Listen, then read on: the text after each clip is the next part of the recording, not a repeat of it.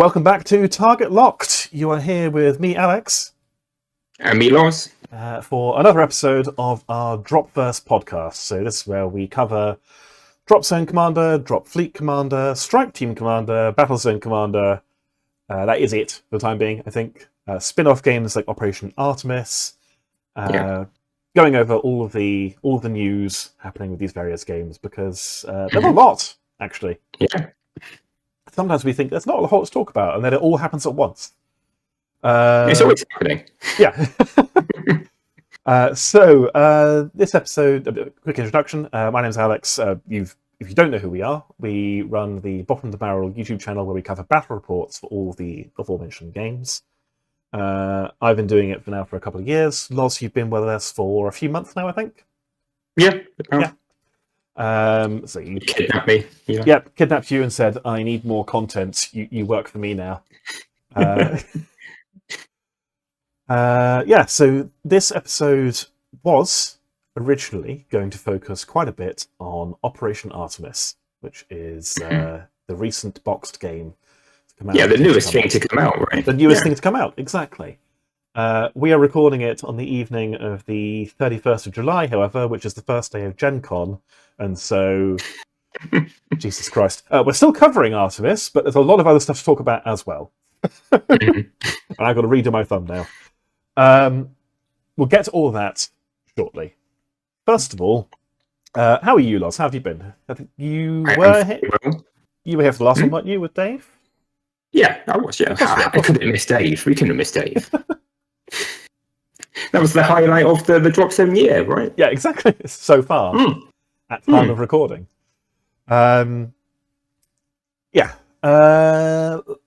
we start by going through a couple of hobby updates? What we've been working on in the interim, because we had Dave. You've been very busy, yeah. I've been stupidly busy. I was saying to Loz off camera, I don't do anything else apparently other than paint. So I painted quite a bit, and we had our last podcast. I want to say mid-June, early June, so better part of 2 months ago. So what have I been working on? Mostly, I've not been working on Dropverse stuff at all. But it's adjacent, right? I've been working on stuff mainly for Carnivale, another game that we cover, also by TT Combat, that I think it's best described as Assassin's Creed 2 meets The Purge meets Lovecraft. Good description. Yeah. It's in the same universe as Dropzone, so it's it's all in the Rumble Slam cinematic universe. That's it. Yeah. But no, okay. Other than the same publisher, they have nothing to do with each other. But we've been really enjoying playing it on the channel. It's one of my favorite games. Lars, I'm dragging you kicking and screaming into a campaign with me in a couple of days. Yeah. But what it really benefits from is big evocative terrain. So I've been breaking my back to get a stupid amount of terrain done. And this was one of my most recent projects, the full-scale galleon, complete with rigging and cloth sails. It's your fourth boat you've done? Yes, if you don't count the gondolas, yes. Okay. If you count the gondolas, it's my sixth, seventh. Just building a fleet. Yeah, well, I've also got a sunken version of this, which is the front and the back end, but stuck out the water, which I'll be doing shortly as well. Yeah. You can sink them. But yeah, this is a lot of fun. It's a stupidly large model. The photo gives you... Talk amongst yourselves. I was going to say, how many mammuses is it? How many cats? I would say it's approximately one cat. One cat. There you go. Yeah. It's about the size and weight of a cat. So, pretty impressive. And only 30 quid, which is insane for the sheer amount of surface area. For the size of it as well, yeah. But yeah, I've really enjoyed working on that. They look so cool having both of them. There are two, having both of them on the board together. So there was that. Trying to remember how to operate OBS. There we go. And I've now started work on stuff for, as I said, next campaign we're doing. So, some fish-based terrain, maybe. Yes. Yeah. Because you play the Rashar, don't you? The eldritch worshippers of Dagon who emerge from out of the sea. Yeah, just the big fish. Yeah. It's just big fish all the way down. And my second gang are the guilds, in this case, the Fisherman's Guild. So, the dock workers. So Very themed. You gave me this this strung-up shark print. I repaired it, because you gave it to me in pieces. I'm not sure if you're aware of that. Well, you know it. Blame Alex. our good friend who printed it for us clearly didn't do a good job. Okay, so, yeah, agreed. It's all secondary Alex's fault. Okay, mostly Gary's. But yeah, this was quite fun to paint. Like nothing else. Funnily enough, I've not painted any dead sharks before. So it's a new thing for you. Yeah, you've done a very good job. I'm pretty happy with it. The blood effects in the mouth were quite fun to do. You'll see when you play it on Saturday, it's wet. It's got these weird effects of just this drool and blood coming out of its mouth. Nice. Very cool. I sent the picture to my mum because, of course, I do, and she just said, "Why You're proud. Why should you have painted anything nice, Alex?" I thought the boat was nice, but apparently not. Yeah, I've done that. I've worked on the shark and a whole bunch of other scatter terrain, all themed around the idea of a fish market and docks and so on. Coming to a channel near you soon. Nice. Cute little doggies. Yes. My psychological warfare. So my gang can field dogs. I've got 3 of them. You get 3 of them in one of the boxes, and I accidentally melted one with. No. I know, you monster. I'm the real monster. It basically left it in some IPA too long to clean the resin, and it just went all gloopy. I was going to say flaccid, but yeah, that's just as bad. It's pretty bad, really. It went in the bin. It was unsaved. I couldn't save it, so I got a couple of prints of other dogs to fill in the gaps. And then, yes, as you can see, I'm attempting psychological warfare with them. All of them have horrible passive-aggressive messages on the basis when you kill them. I'm a cat person. I don't care. I'll happily drown these dogs. Well, my fish will eat them, so it's fine. Okay, good. So neither of us care. We're both monsters. Here. And everyone will unsubscribe because neither of us are moved at all by the death of these dogs. Subscribe to save a dog, is what Alex is saying. That's a good idea. Oh, we could have patrons name them. Write that down.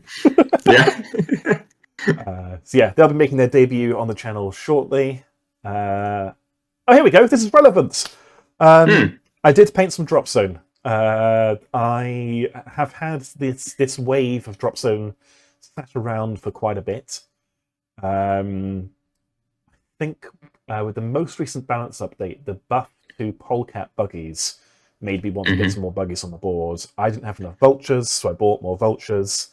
And then the vultures come in a pack of 2, so obviously I didn't have more vultures than I needed, so I bought some wolverines. And I thought, well, while I'm there, I'll buy some katanas. And then... just keep going. And then here we are. But it didn't take too long to do. You know, the wolverines are literally tiny. Like, you could hide them behind a park bench. Yeah, that's what you want. Yeah, the cute little scouts. The grizzlies should be fun. That might be the start of a demolition bug. I've not really done demolition before, but I'm demolition UCM. Yeah, I'm scared I might like it. I might end up enjoying it, Loz. It could be a problem. No, you can't get demo lists going again.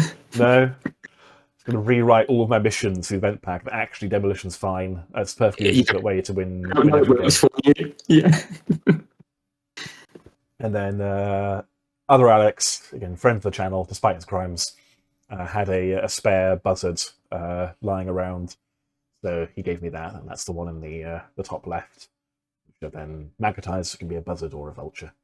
Is this all of your UCM done now? Yeah, at time of recording, for now, which is, again, the for now should be stressed, given what's come out today. But at time of recording, I am up to date. I have 0 Dropzone models to paint. Sick, it's good. Yeah. We should buy you more. It's what we, you know. You don't need to, because I'll be buying more in the very near future. You buy yourself more. Yep. But yeah, I can't remember if I mentioned that I was going to do a Scourge army, but sold it to Gareth because he wanted one. I didn't have the time. That's what I did to my Scourge army. Ended up with Gareth. He couldn't make it this evening, but he's got them turned around very quickly. I think I forgot to add any photos here, but he now has a full Scourge army ready to go. Wow. So, yeah, for the moment, I have done all of my drop zone. Except for terrain. There's always more terrain to do, obviously.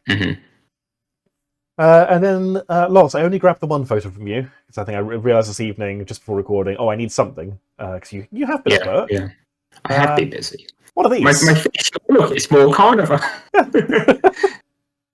Lovely big fish. All of the sizes, from the smallest to the biggest, normal-sized big fish. There are bigger fish coming. Okay, good. I like the effect you've done, the kind of sort of wet, pearlescent effect. It's very cool. It's colour shift, so as you spin the models, they change colour, which might come out visible in a video, but they are very pretty. I do like shiny things. I've got a turntable. We could put them on that and actually film them revolving. For the beginning, that would be cool. Demonstrate that effect. But yeah. But other than that, I have been doing a bunch of fauna for the newest, most important news. All of the fauna coming out for Dropzone. We have 7 bullhorns coming. We have a bunch of the new Artemis stuff finished. It's all very exciting. I want to be able to play it as a full army, if they let me. They won't. Dave has said you can't. I'll convince him. We'll get him on another podcast and we'll demand the fauna faction. There was I went to a narrative Titanicus event. This is relevant, I promise. Went to a narrative Titanicus event a week or so ago. Lugar, run by a friend of ours, Dougie, just outside Swansea. And it basically had, most of the missions were symmetrical, but some of the missions had you essentially fighting the boss monster, which was a Warbreaker Titan, a Titan that's this big, controlled by basically someone who didn't really want to play the tournament, but just wanted to basically beat people up.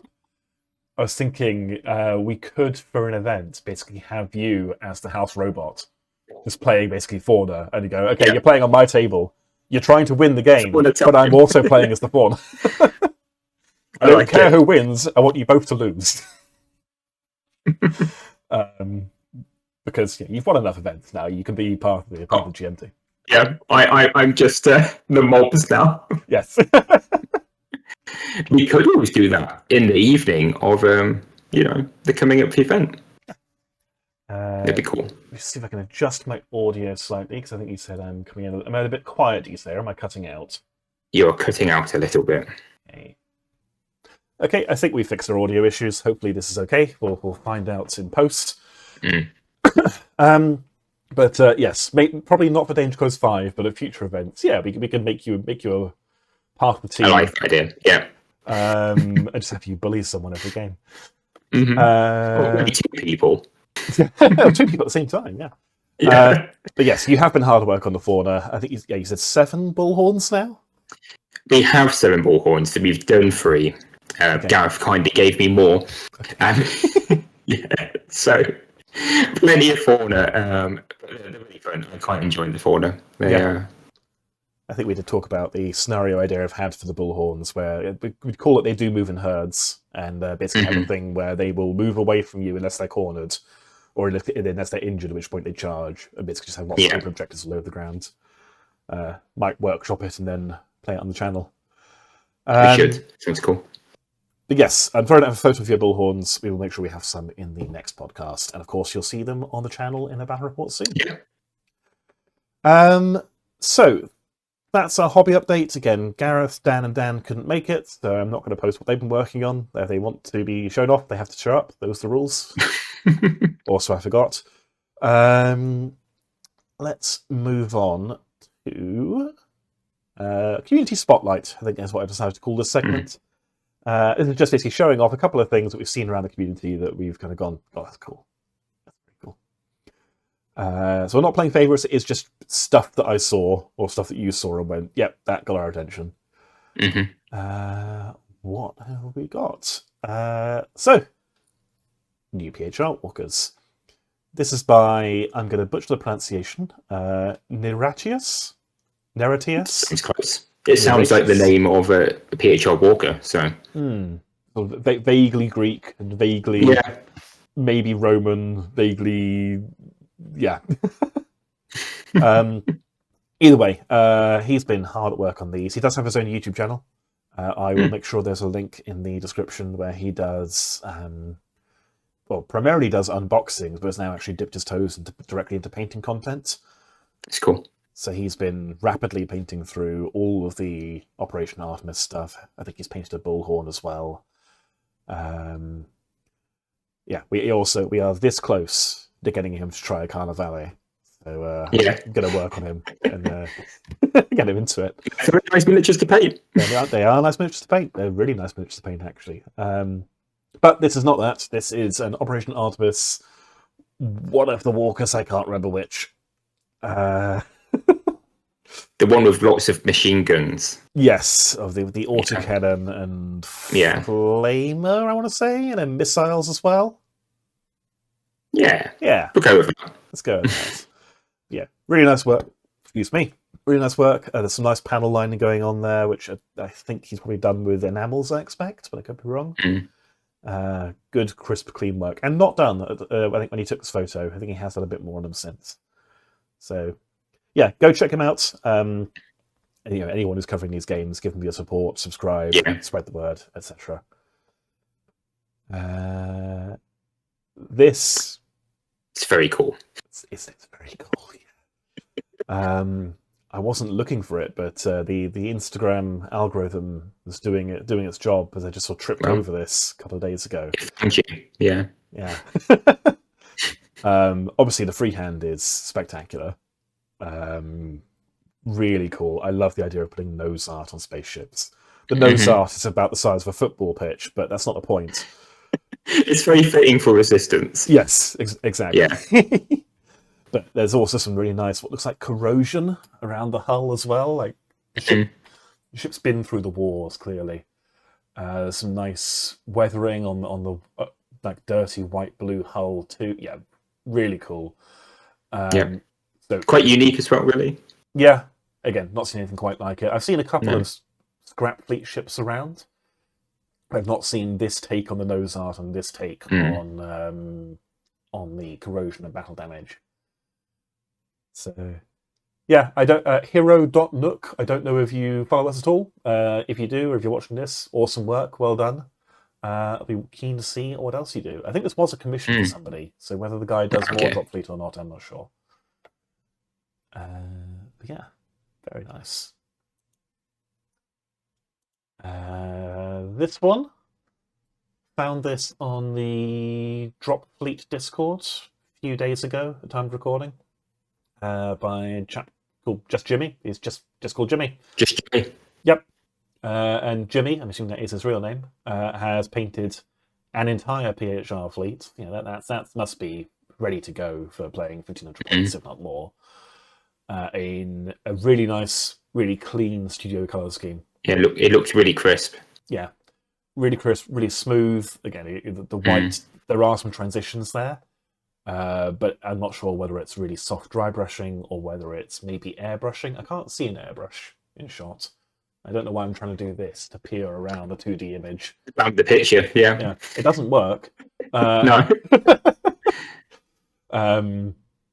But yeah, it's just a really nice take on the classic box art. There's a little bit of a glow going on the fins as well, from what I can see. The blue glow, yeah. Yeah. So, nice very work. Pretty. Good job, Jimmy. Looking forward to seeing more. And then this one. This is by a chap, a person called Shade Wolf on the... I think they inhabit both, but I saw this on the Dropzone Discord, I think. Which is their... I mean, the focus of it is obviously their 2-up UCM battleship. And then I think a regular cruiser for scale. And he uses it as a regular cruiser, I assume. I mean, you can use a Dreadnought. It's probably about the right size for a Dreadnought. Yes. And it's a big ship covered in mass drivers. So it's close enough. You wouldn't know. Yeah, and it's cool. Nothing looks out of scale. Like, it all kind of scales up absolutely fine, to be honest. But even if it's just a display piece, it's really nice work. I hadn't appreciated. It's nice to see the big models doing as well. Yeah. yeah, I think there's room for a bit more artistry on them. There's a little bit more weathering there. There's a bit of, again, what looks like some brown panel lining around the blue panels. Mm. And there's some subtle transitions of the blue going up toward the middle where the highlight is. Yeah, nice work, Shade Wolf. Very cool to see. I can't quite tell from the photo because obviously again the focus is on the massive ship. I'm curious to see whether you can do the smaller ships to the same standards. Yeah, we need a full fleet picture. Is what we need. Well, the same color scheme, so you clearly got the color scheme down. But yeah, it would be cool to see if you've done the same with everything else and see it all together. Mm-hmm. And then continuing the UCM theme, has it been UCM the whole time? No, we had some PHR as well. And some resistance, yeah. No aliens. Mixing it up. That's what I want to say. No aliens. Just human focused. Just humans, because number 5, this is one that you found today, I think. Yeah, it's my favourite ship to destroy. Dominion bomber. Ransom's done a lovely job. I think kind of the trend for these ones, the panel lining looks really good and really crisp, and it's very shiny, which is what I like in models. Yeah, absolutely. It looks like it's just off the factory line, just out of the hangar. And then banished to the nether realm by some arsehole shell. Yeah. Yeah, I mean, I think I did see Ransom's maybe being modest, maybe humble bragging, going, "Oh, the panel line is not that good," but I think it's good. I think it's good. I think it's very good, and it definitely stands up. I mean, seeing the photo like this, my monitor is about the size I'd see it in game, and it definitely stands up there. Yeah. There's some nice weathering as well. Like there's the white, not quite an edge highlight where the panels meet, but they're kind of scratchy where the paint's chipped off, I guess. Yeah. I think there's also what looks like a bit of muzzle burn around the autocannons. I see it. Yeah. Yeah. Yeah. Really cool work, Ransom. Again, like everything else, we want to see the rest of the army all done to the same standard, please. Yep. By next month, I would say. Yeah. Also, that's an interesting idea of using a playing card as a palette. That is. It's novel. It's not. I mean, to be honest, it's probably it's glossy card, right? It's going to be a similar material to things like buying. I don't know. Have you ever used Games Workshop's disposable Premiere? Oh, palettes. Palette No. things? No. Don't. I have a beautiful lid. Okay, I thought it might be a wet palette, but no, you're just using a lid. A plastic lid, and then I can store the models in it, which is multi-use. You were so close to greatness. You were this close to using a wet palette, and I then you just took a right-angle turn. Use it. All right, fine. These fancy painting tools. You just I put do. them on. Oh, well, that's why you get so much done. Yeah, clearly, yes. Yes, use an airbrush and a wet palette, and it will increase your speed of painting, definitely. Yep. It's the pay to win strategy. Maybe this bit of equipment, that will get them our golden demon. No, so far, that's not how it works. Oh. Anyway, yeah, lovely work, Ransom. As we said, we want to see more. If you would like to be shouted out, if you're working on anything Dropverse related, again, we do, in the run-up to doing one of these podcasts, we do scour the various drop zones, the various Discords, Facebook groups, and so on. But if you want to let us know directly, feel free to send us an email or message us on Instagram. Or just tag us somewhere, tagging us is a really good idea. Yeah, we'd love to see what you're working on. It is one of the most fun things about doing this is admiring and praising everyone's work. So yeah, that is our community spotlight section. On to the news. So again, this was going Artemis. to be just Artemis. Well, a few other things as well. Which we'll get to in a moment. Now, did I put this back to the first page of the slideshow? No, that's the wrong slideshow. Did I do it on this one? Yes. Okay, good. Professionals. I also just realized my camera's not in the middle. Speaking of professionals, there we go. That'll look a bit more like I'm talking to you, the audience, or I'm talking it over here. So, The news. biggest news. The biggest news, what you were all desperate to know, is that it's not small news. It's pretty cool. It's pretty cool. The Apex is back. Yeah. What is the Apex, Loz, for the uninitiated? It was the biggest, nastiest fauna around, who disappeared a good few years ago. Was like an exclusive model, then stopped being at events, but it's back. Yeah. And it's 3D printed, right? We don't know that. Well, But coming off the horns, Yeah. we're thinking. I wouldn't be surprised, because I've seen a few 3D printed things from TTC now. As you said, the bullhorns are 3D printed. I painted a Carnivale model that was half 3D printed, half cast resin. Yeah. So I think TTC are literally using up the last of the resin stock, or cast resin. So clearly they had a tail and some arms that were still lying around. No work, yeah. Yeah, and then, I mean, it did. I then printed a body, and I know Gareth painted some fully 3D printed Scourge Prowlers. Okay, yeah. The shame he's not here to talk about it, because he did say they were really impressive. The detail is fantastic. There were no. I can imagine they would hold up a little bit better than the resin, just from over like the bits of flaking and stuff you get, or the bubbles and things. Yeah, you don't get bubbles. Yeah, you don't get mold slips. You do have other issues with printed resin, but I've not heard of any of them occurring with TTC stuff yet. There's no cleanup. That's big. So yeah, I think it definitely looks like they are pivoting quite hard toward doing stuff in printed resin for anything that was cast resin. Yeah, but it could be a good sign. It looks like it's causing more small releases of things that maybe not a lot of people would buy off. Not everybody's going to buy an Apex. Yeah, but it's really cool to have. Yeah, absolutely. I mean, you should buy an Apex because it's one of the best models. Best fauna. It is a cool model. It is arguably the best fauna. We'll get to the stat for Dropzone shortly. But yeah, it's nice to see it back, regardless of what material it is. So it is an event exclusive. If you're new to how TTC do things, whenever they attend an event, so Gen Con, Salute, UK Games Expo, Adepticon, etc., they have a whole slew of event exclusive models they do for all their games. They're only sold while the event is on, but they are also sold on their website. So it's not that you have to attend Gen Con to get one. Right. You can only buy it during the event, which is a nice halfway house. It's every event usually, so it will come. Hopefully it comes back again.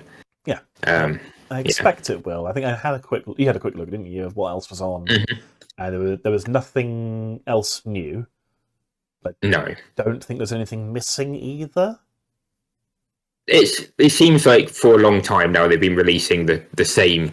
Every time there's something new, it keeps coming back. So like the little token ship's still around and stuff. Oh, is the Carnivale Highborn Servant Pan there? Lady. Not the Pan Lady. Pan Lady, sir. Not the Pan Lady. The Highborn Servant. Because I'm scrolling. She was not an event. She was a Black Friday exclusive last year. And she and a drop fleet ship I can't remember the name of, the luxury the yacht. There, one of the yachts. So I'm not seeing a Highborn Servant. Okay. But so maybe next Black Friday, maybe that comes back. I expect so, yeah. But almost everything you can get during an event. Yeah. So if you want an Apex, now's the time to get hold of one. So that's the minor news, right? What else? That's the biggest news. We had a couple of updates for Striketeam /Battlezone on the coming along. Yeah, coming along. They're doing I think they're just doing the occasional post to say, "Yep, we're still going, guys. We're working on it." It's a lot to do. It was a big Kickstarter. Yeah, a lot to do, definitely. So this is Boris. I can't remember Boris's full name, but Boris is one of the named commanders for the Resistance for Battlezone. Very feral Resistance style, yeah. Yeah. It's wearing the inspiration on its sleeve, I suppose, or in this case, on his belt buckle. Yeah. It looks like a fun model to paint, right? I can imagine having a lot of fun working on the flesh tones. They'd be really enjoyable. You could do some gore effects on that massive axe. Feral Resistance will be quite a fun army in Strike Team. Yeah, I expect so. And on the sprue, there is, you might be able to make it out there are two heads. There's one with the gas mask and one with a beautiful, luxurious beard instead. Or, well, without the gas mask. He's got a beard either way. Yeah. I didn't realise that his shield is, as far as I can tell, just a door. With a bit of welding, creative welding. I think it's a car door from like a Humvee or something, and then they've rolled it over the window.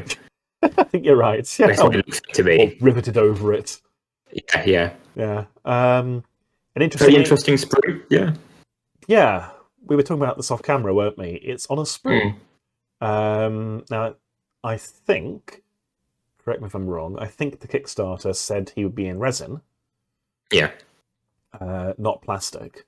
And looking at him, there are some things there, like there are a couple of undercuts I don't think you can do with plastic. So, no, not very easy. What is this? Is it 3D printed? Is it cast resin? Yeah. I saw someone say, "Oh, it's fine cast." It's back. Hopefully not. That would be. It's very exciting. It's what it is. It's very exciting. Yes. Yeah. TTC are doing some very interesting things with printed resin, so maybe it's that. Who knows? We'll probably find out closer to the time. There was another Kickstarter update. The image in it was quite small, hence why this is quite blurry. But just, I think it showed off a PHR, a render of a PHR character dual-wielding great big swords. Yes, that was cool. And then showed a Scourge commander as well, but also this head, which is... I think it really shows the detail they're going with it, though. Yeah, absolutely. Like that. This is tiny. It's a tiny little head. You know. Yeah, you've got the detail of him. His lips have dried out. You can see the cracked lips.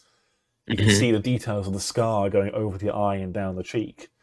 Now, how much that's going to translate in 28, 32 millimeter? Depends how good painting you are. Maybe. But will it actually even come out in the print or in the actual model? I've no idea. But I'd like to get, because I'm into my busts as a sweaty tryhard display painter these days. I'd like to paint that as a 40 millimeter, just a head. It'd be a fun project to do. That'd be very cool. TTC, you know where I live. If you're listening. Oh, they're listening. They're watching to make sure we don't say anything we're not supposed to say. Very cool. Strike Team coming along. And then, I think the next slide is this. So, Gencon this weekend, or this Thursday, apparently. Today, yeah. They do their event on a Thursday? I get all the way to the weekend. Sure. I don't know.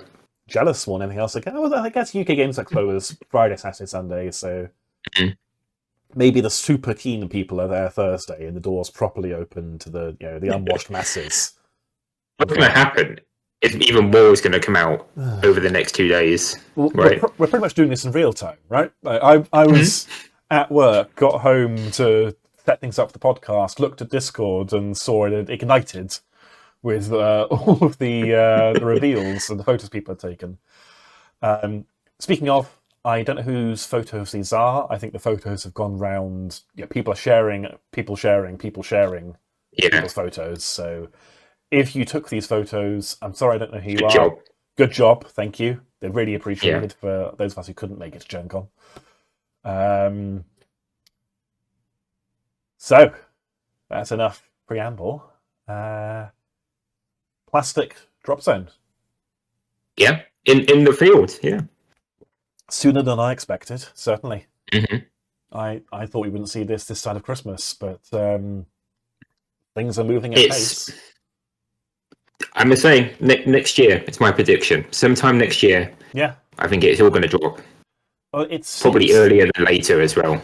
It seems like it's further ahead than Striketeam is. Yeah, I think it was in the works before Striketeam as well. Okay. Yeah. So yeah, might be seeing it really soon then. They're at the point where they now have like proof concept sprues ready to go. Which probably means they're in production. At least the UCM ones are. Yes, I mean, it might be a staggered release. Might not be everything at the same time. I imagine two factions, whoever's with UCM in the starter box or whichever they're going to do. Versus Biofighters or Scourge, I guess, yeah. Yeah. No, Shatari. No, best faction. Shatari. No. Okay, Fauna. I'll take it. All right, fine. Yes, it's Fauna. It's UCM versus Fauna. So this is very cool sprue. Very cool sprue. So it appears to be 3 saber hulls, which also build rapiers. 1 gladius hull, which is a little surprising, and then 1 broadsword hull. And this basically confirms what Dave said in our last podcast and what people have expected, which is they're going down the drop fleet model, where you get a sprue of mixed but themed units. So this is the UCM tank sprue. I think what people have said, asking TTC staff today, it is 2 sprues in a box, and that's what I was thinking. So you have 2 gladiuses. Yeah. And then you have 6 sabers or rapiers or other things, and you get 2 broadswords or other things. Yeah. I mean, immediate take. They look fantastic. They do. Yeah, I kind of like the glow up. The weapons look a little bit sleeker, which I kind of like. A little bit sleeker, but also they've got a bit more detail on them. Like the railguns and the sabers, we can see just below the hulls, are a little bit more detailed. They've got a bit more going on. There's a bit more bulk to them, and yet they're a bit more tapered. They're just more interesting generally.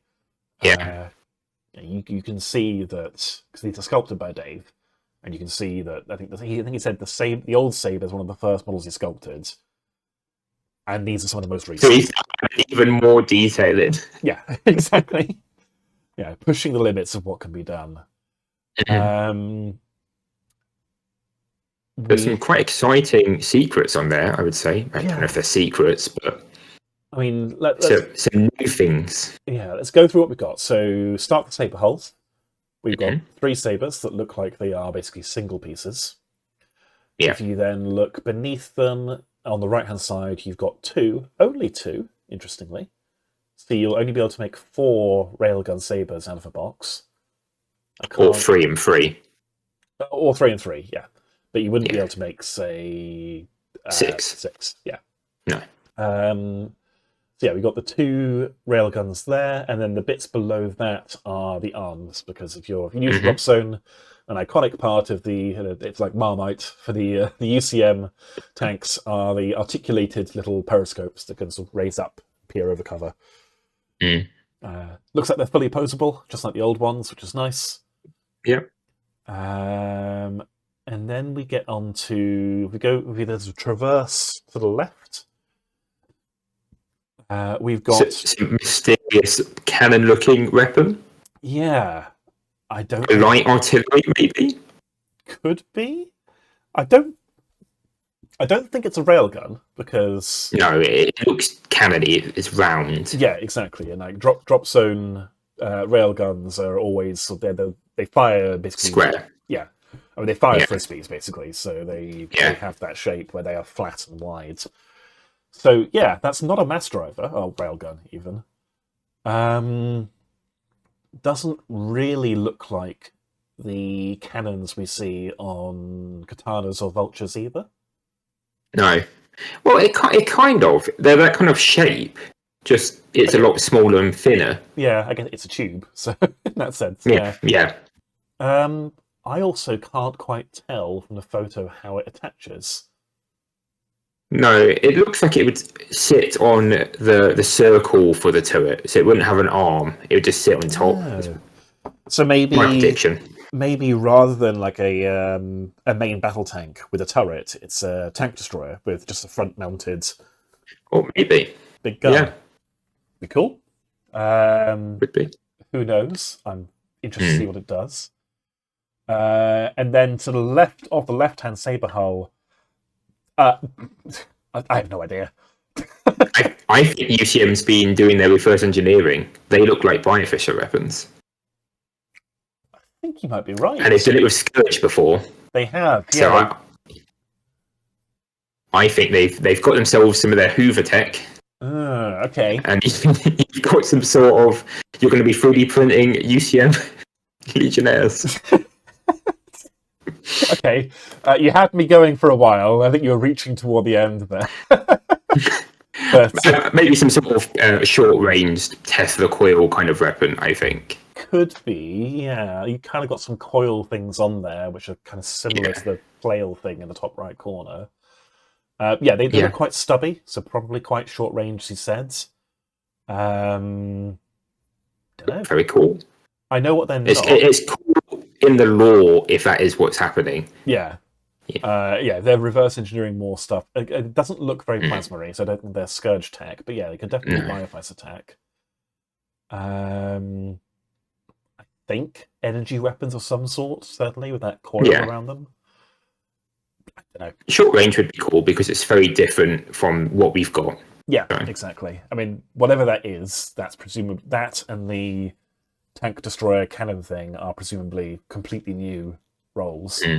Like probably the same defenses as a saber or a rapier. Same hole. Yeah, exactly. But what it does is completely different. One thing that I think Dave mentioned when I spoke to him at Games Expo, and it's kind of confirms it, is this sprue does not build the Katana light tank. No. Which is, it's a similar hull, but it has like a cutout on it and smoke launchers. That, I think, it will appear on the infantry support sprue, from what you said, which is where you get your bear some like buggies and stuff. Yeah, maybe buggies. Yeah. So we haven't seen that today. Who knows if that'll get a new weapon option? It'd be cool if it does. And then below that you've got some circles. That'll be the bottoms of the turrets, I imagine. Yeah, that makes sense. Yeah. And then you have one of the two rapier AA guns, and then the other one's in the top right. So, pretty cool. We've got, again, reimaginings of both of the existing weapons and two entirely new weapons. Well, 3 if we include the broadsword's new weapon. Oh, yes, true. I was going just for saber, but then we've got the broadsword. We can get through the gladius quite quickly. That's the medium-sized hull. And it doesn't look like there's anything new there. We've still got the twin railguns. I am so happy to see that in plastic because was it a pain? So in my couple of years of playing Dropzone, I've seen quite a few Gladii out in the wild in photos. I have never seen them with straight barrels. They're always like this, or like this, or like this. So it can be like 2 different targets. Yeah, exactly. They can't do it mechanically, so I'd like them to be straight. So,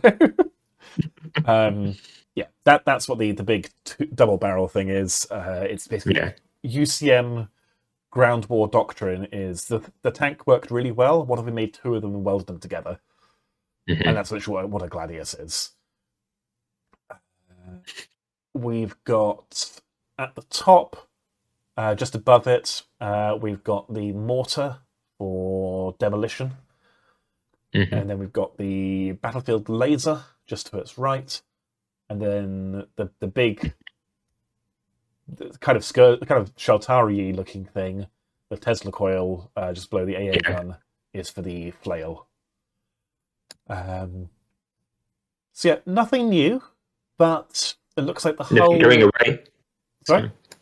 Nothing going away, which is a good thing. Away. Yeah, I mean, and I know I've seen a few people, maybe some Games Workshop survivors, who said, they're re-releasing stuff, they're going to squat things, they're going to delete my favourite toy, I'm preemptively angry. No.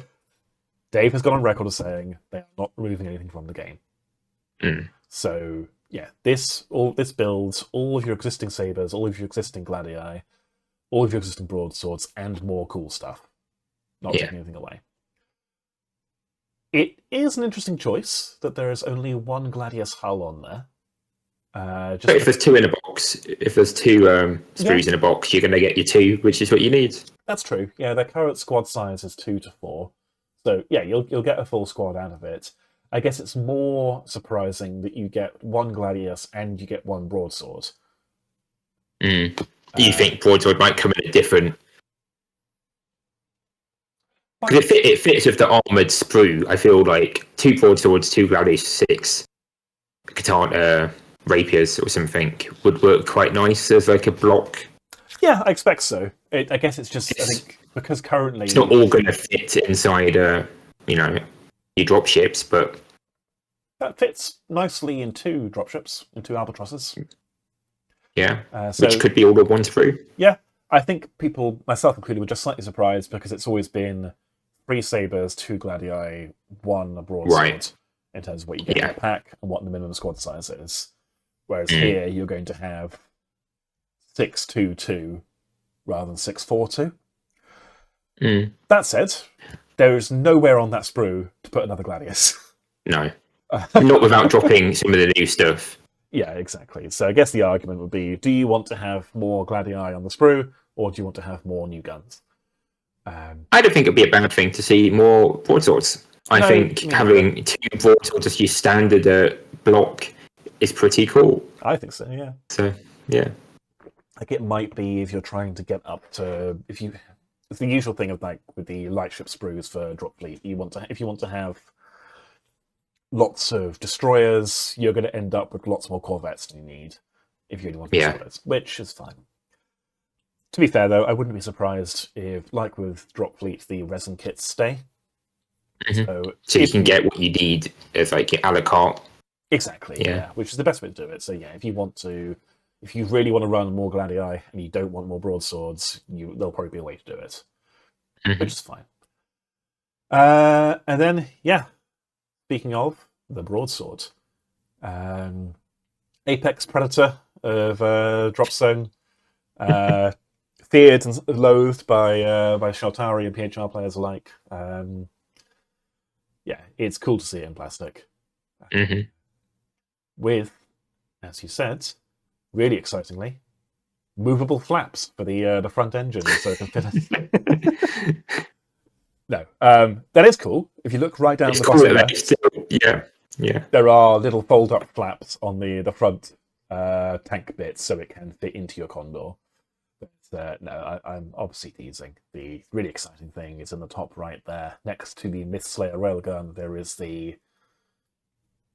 I don't know. What do you think that is? I'm thinking it's some sort of mini railgun. It looks like your Saber railguns, right? It has the kind of like sharp triangle-y shape. Yeah, a little bit, but it doesn't. But you've already got a big railgun, so I don't know. Yeah. Maybe it's like a multi-shot one, like a multi-shot smaller caliber railgun. That could be it. So like a 4-shot railgun or one big railgun. I was about to say rapid-fire anti-air railgun, because PHR have rail repeaters. We could steal their tech too, but I don't think it doesn't. I don't think there's any way it will point up. Yeah, I can't see how it could aim up, looking at how it attaches to the turret. It would be cool, though. It would be cool. Basically, okay, my choice, I can have an India, or I can have an India's weight in super heavy anti-air tanks, and I will kill your war spears. I don't care how much escalation it takes. Allow me to bring more, it's fine.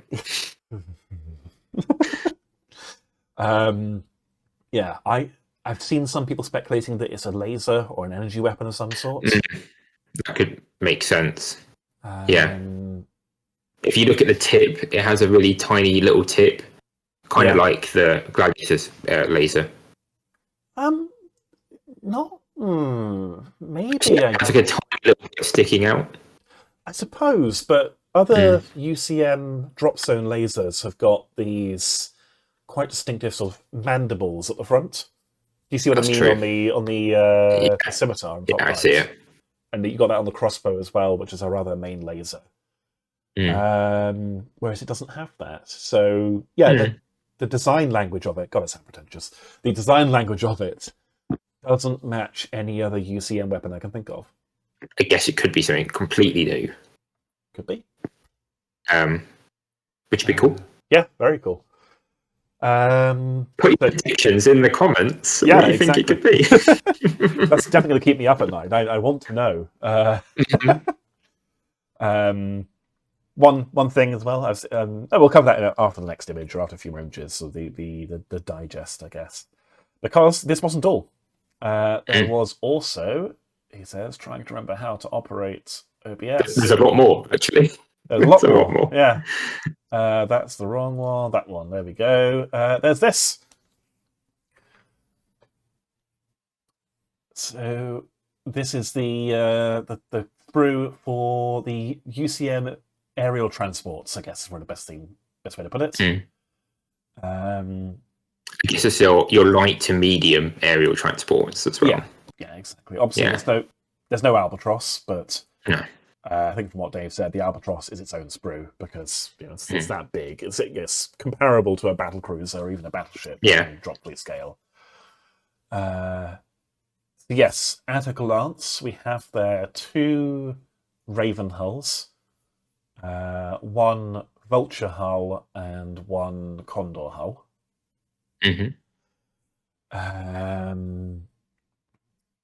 What do we have? I think there's one new bit. It's what I see, which is at the very bottom. That looks like it turns your turns them into little light gunships. You see that? Is that an option already? That is not. There's Falcons. So okay. I think that just basically turns your Ravens into Falcons. Because looking at it, the Ravens, I think they both have. What do they have components that go on the bottom? Yeah, so they've got their crew components bits. Yeah. They've got the gunship, and they'll probably have a transport. Yeah, so it looks like you need to clip onto the bottom between the clamps either nothing, and it's a dropship, the troop pod, and it's a troop ship, or the 2 bits right at the bottom there, which basically looks like they have missiles on the wings. Yeah. So that would make your Falcon with missiles. Looks like they're push fit as well, which is cool. What I don't see are any miniguns. Oh, yes, I do, I think. I see the 2 long guns that go on the bigger light gunship. I think I figured it out. Because, again, like with the tank sprue, you get 2 in a box. So I was looking for duplicate parts, and they're not there. So for the Raven, we have 2 Raven hulls. Then we have, at the bottom of the left-hand hull, that makes your Falcon gunship with missiles. To the right of it, I think that makes your... minigun one. No, because there are no miniguns in that, but I think those are your other clamps for making it into a.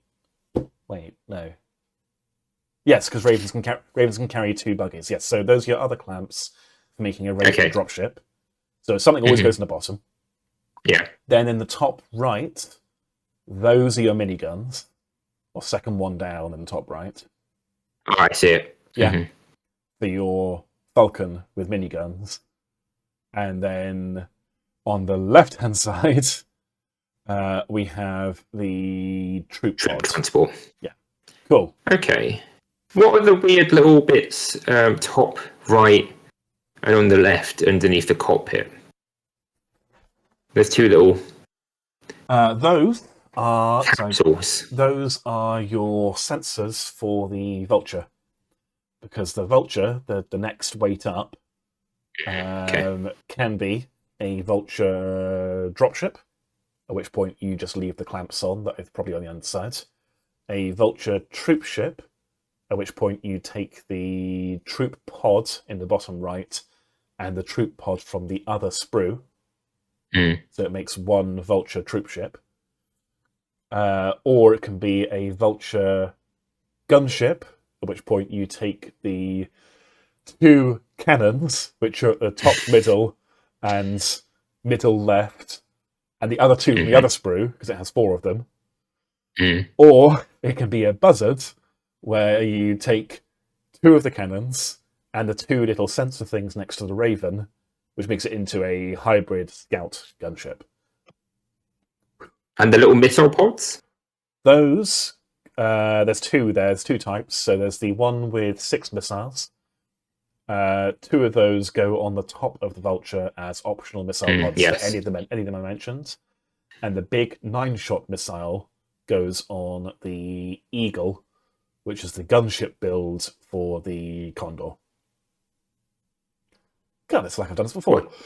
It's quite impressive, the amount you can build from that sprue. Yeah, so recapping, I think per sprue, or for the 2 sprues, you can build 1 of each Raven type, 1 of each Vulture type, with some that you can't have, say, both a Vulture gunship and a buzzard, because you won't have enough cannons. So I don't think you can build any duplicates from the 2 sprues. No. But if you magnetize, you know. Yeah, if you magnetize, you're laughing. And that's not true. I think you can probably build 2 dropships. 2 Condors as well. Yeah. Yes, and then the Condor, the massive great big brick in the top left. That will, if you want to make it into a Condor dropship, you add the little clamps on the bottom left. If you add 2 of them, it can carry 2 bear-sized tanks. If you add 3 of them, it carries 3 saber-sized tanks. Or you add that long, thin thing just to its right. That clamps on the underside, and that makes it into an Eagle gunship. And you add the 2 9-shot missile pods on the sides. Yeah. So, again, you can't quite do 2 Eagles from the same box because you won't have enough missile pods. You could probably pinch. Oh no, you will. Ignore me. There are 2 there. There's 1 either side of the Raven. Yeah. So yes, you could do 2 Eagles. You could do 2 Condors. You could do any 2 Vultures, but not 2 of the same. And you can't do a Vulture gunship and a buzzard. But you can do 2 Vulture dropships if you want. And you can do any 2 Raven or Falcons, but not 2 of the same. No, you can do. You can do 2 of the same because you get each community sprue. Whew. You got there. You got there. It probably wasn't necessary for me to go through all that on camera. I could probably cut that bit and then just do the last bit, but you got to hear me working out in real time. I hope you're enjoying the entertainment. I think it's quite. It shows how they must have been thinking how to squidge it all in. Yeah. Just into 2 sprues, so you can build all of that. It's quite impressive. Yeah, exactly. I'm sure some people will grumble that I can't do 2 identical vultures out of the same box, but there is no room on that sprue for more stuff. I don't think they could. They've been generous in the amount of stuff they've put into that sprue. They could easily have been like, "Oh no, we'll just cut, some more bits and force you to buy 2 more." Force you? Oh no, I have to buy more. Yeah. Cool to see. It looks. I think we'd had to confirm with Rennie, but it looks like everything is moving to the Titania or Titania, depending who you ask. The more boxy style and less of the Art Deco style. So the old Art Deco Condors, the Ferrum Condors, are currently only in plastic, and so will be no longer available, I assume, when it comes out. You think that's a shame? I kind of like the sharp look a little bit more. Is that bad? I definitely prefer these. I definitely prefer the Titania style. But I know, and it will all match as well, which is good. Yes, but they can still both. If you've got old stuff, they can obviously go in the same body, and it'll work. So yeah, very cool to see. No new options, but these are only transports. That's it's not the end of the world. And the exciting one is your heavy transport, because that doesn't have a gunship option. So if it gets a gunship option, it'd be cool. The Albatross, you mean? Yeah. Because they've all got gunship options here. Yes, true. Which they already had.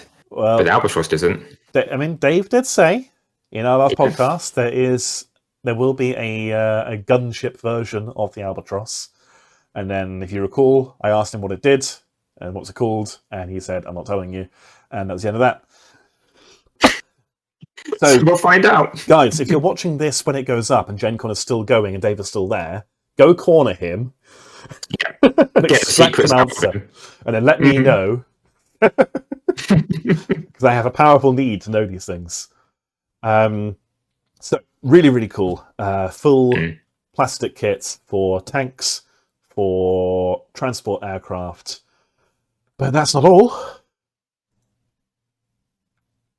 Moving into space, this was on display as well. This is the Scourge Battlecruiser kit. Yeah. So currently, battlecruisers are only available in resin.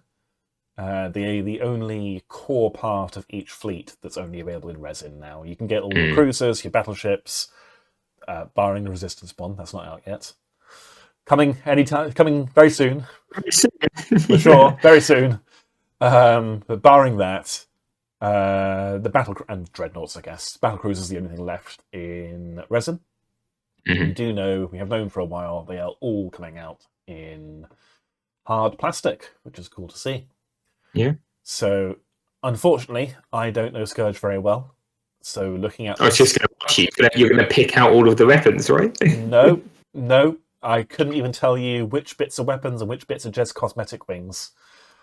The cool thing, I think, and one of the biggest things, is in the middle, them three odd shapes are deployables, right? They are. So, yes, every single battlecruiser is getting deployable features, which are going to radically change how the game works. So, some battlecruiser or some supercruisers, I think they're called, carry into battle these deployable features. The mechanic's already there. Bioficers already do it with the Janitor Tower. But now everybody can. Yeah, now everyone will have this mechanic and have the ability to drop these down on drop sites. I believe they auto-contest the drop sites, which is good in of itself. And then they do all kinds of other things. Like, it might be a ground-based detector, they might be a ground-based weapon, it might affect battalion combat. I can't say too much, but we have seen some of them, some of the fleets, and they are very interesting. They are.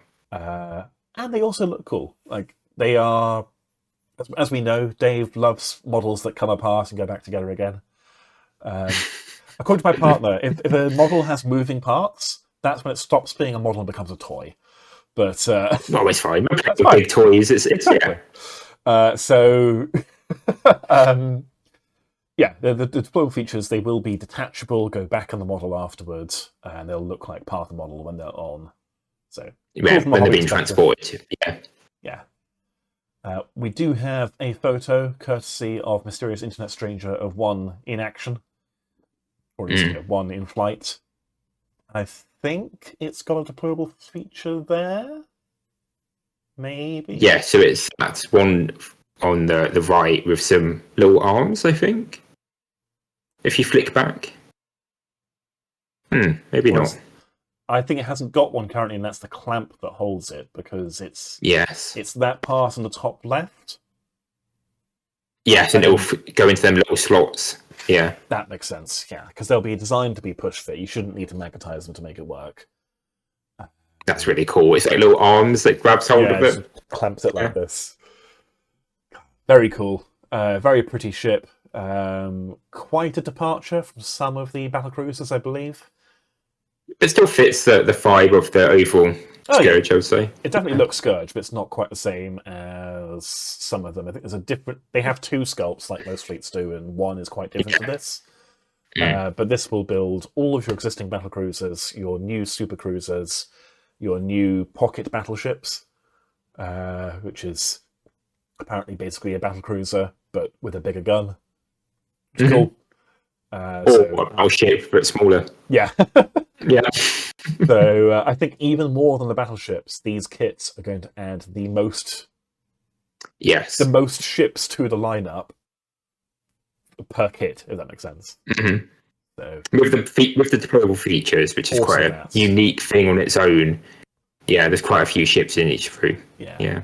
So yeah, very interesting times for Drop Fleet, and I expect, given this is in hard plastic, this is, we can see the model, see the sprue. This must be coming soon. Cool, but that's not all. Loz, what are we looking at here? Finally, it's deployable assets. Your fleet assets for Biofissers. But if Biofissers are getting some, are we all going to get some? Yeah, because currently everyone has to make do with the generic UCM ones, UCM, aren't they? Plastic launch assets. But yeah, this is very interesting. As you said, people have wanted this for ages, right? I think years and years ago, TTC did a community article, one, and every so often it gets dredged up on Discord or on Facebook. People saying we were so close and then it never happened. Where are they? Yeah, but it looks like it's now finally happening, and it's happening in printed resin. Yeah. Another halo for the 3D printing, right? Yeah, I mean, why not, right? It's a good material for it, and it works. And I think at that size, normal resin would break so much worse. It'd be awful. You definitely wouldn't want this in cast resin. It is so prone to failure. It would be it would snap. A bubble would wipe out like the whole model. But I've handled their printed resin, and it's pretty durable. In fact, again, I'm going to mispronounce his name, but Neratius, the guy right at the start with the PHR Walker, he did one of his videos, I think it was with the Bullhorn, where he stress tested it, shall we say, where he threw it out of he threw it. Beautiful. And I think it probably did more damage to the floor than to the model. When I was painting them, they were pretty hardy. Yeah, now obviously that's a big chunky brick of resin. These are quite a bit smaller, but even so, having handled some of their resin, it's not brittle. It's come along. If it had any flaws, it would chip off. It would shatter. Yeah, which wasn't happening. Yeah, exactly. So I know some people have their fears about printed resin, but I think the tech has come along. This is a really good way to do it. Yeah, they've got a secret mix or something, right? Yeah, they've got something going on. Whatever it is, it works. Because, actually, 3D printing on a sprue. Have you seen that before? No. Yeah. It's unique. Yeah. And actually, that makes me think, going all the way back to Boris, that's the same shape of sprue, the same rounded corners. Same little prongs. Yeah. So I think might be the direction they're going in. And it's quite different to these plastic sprues.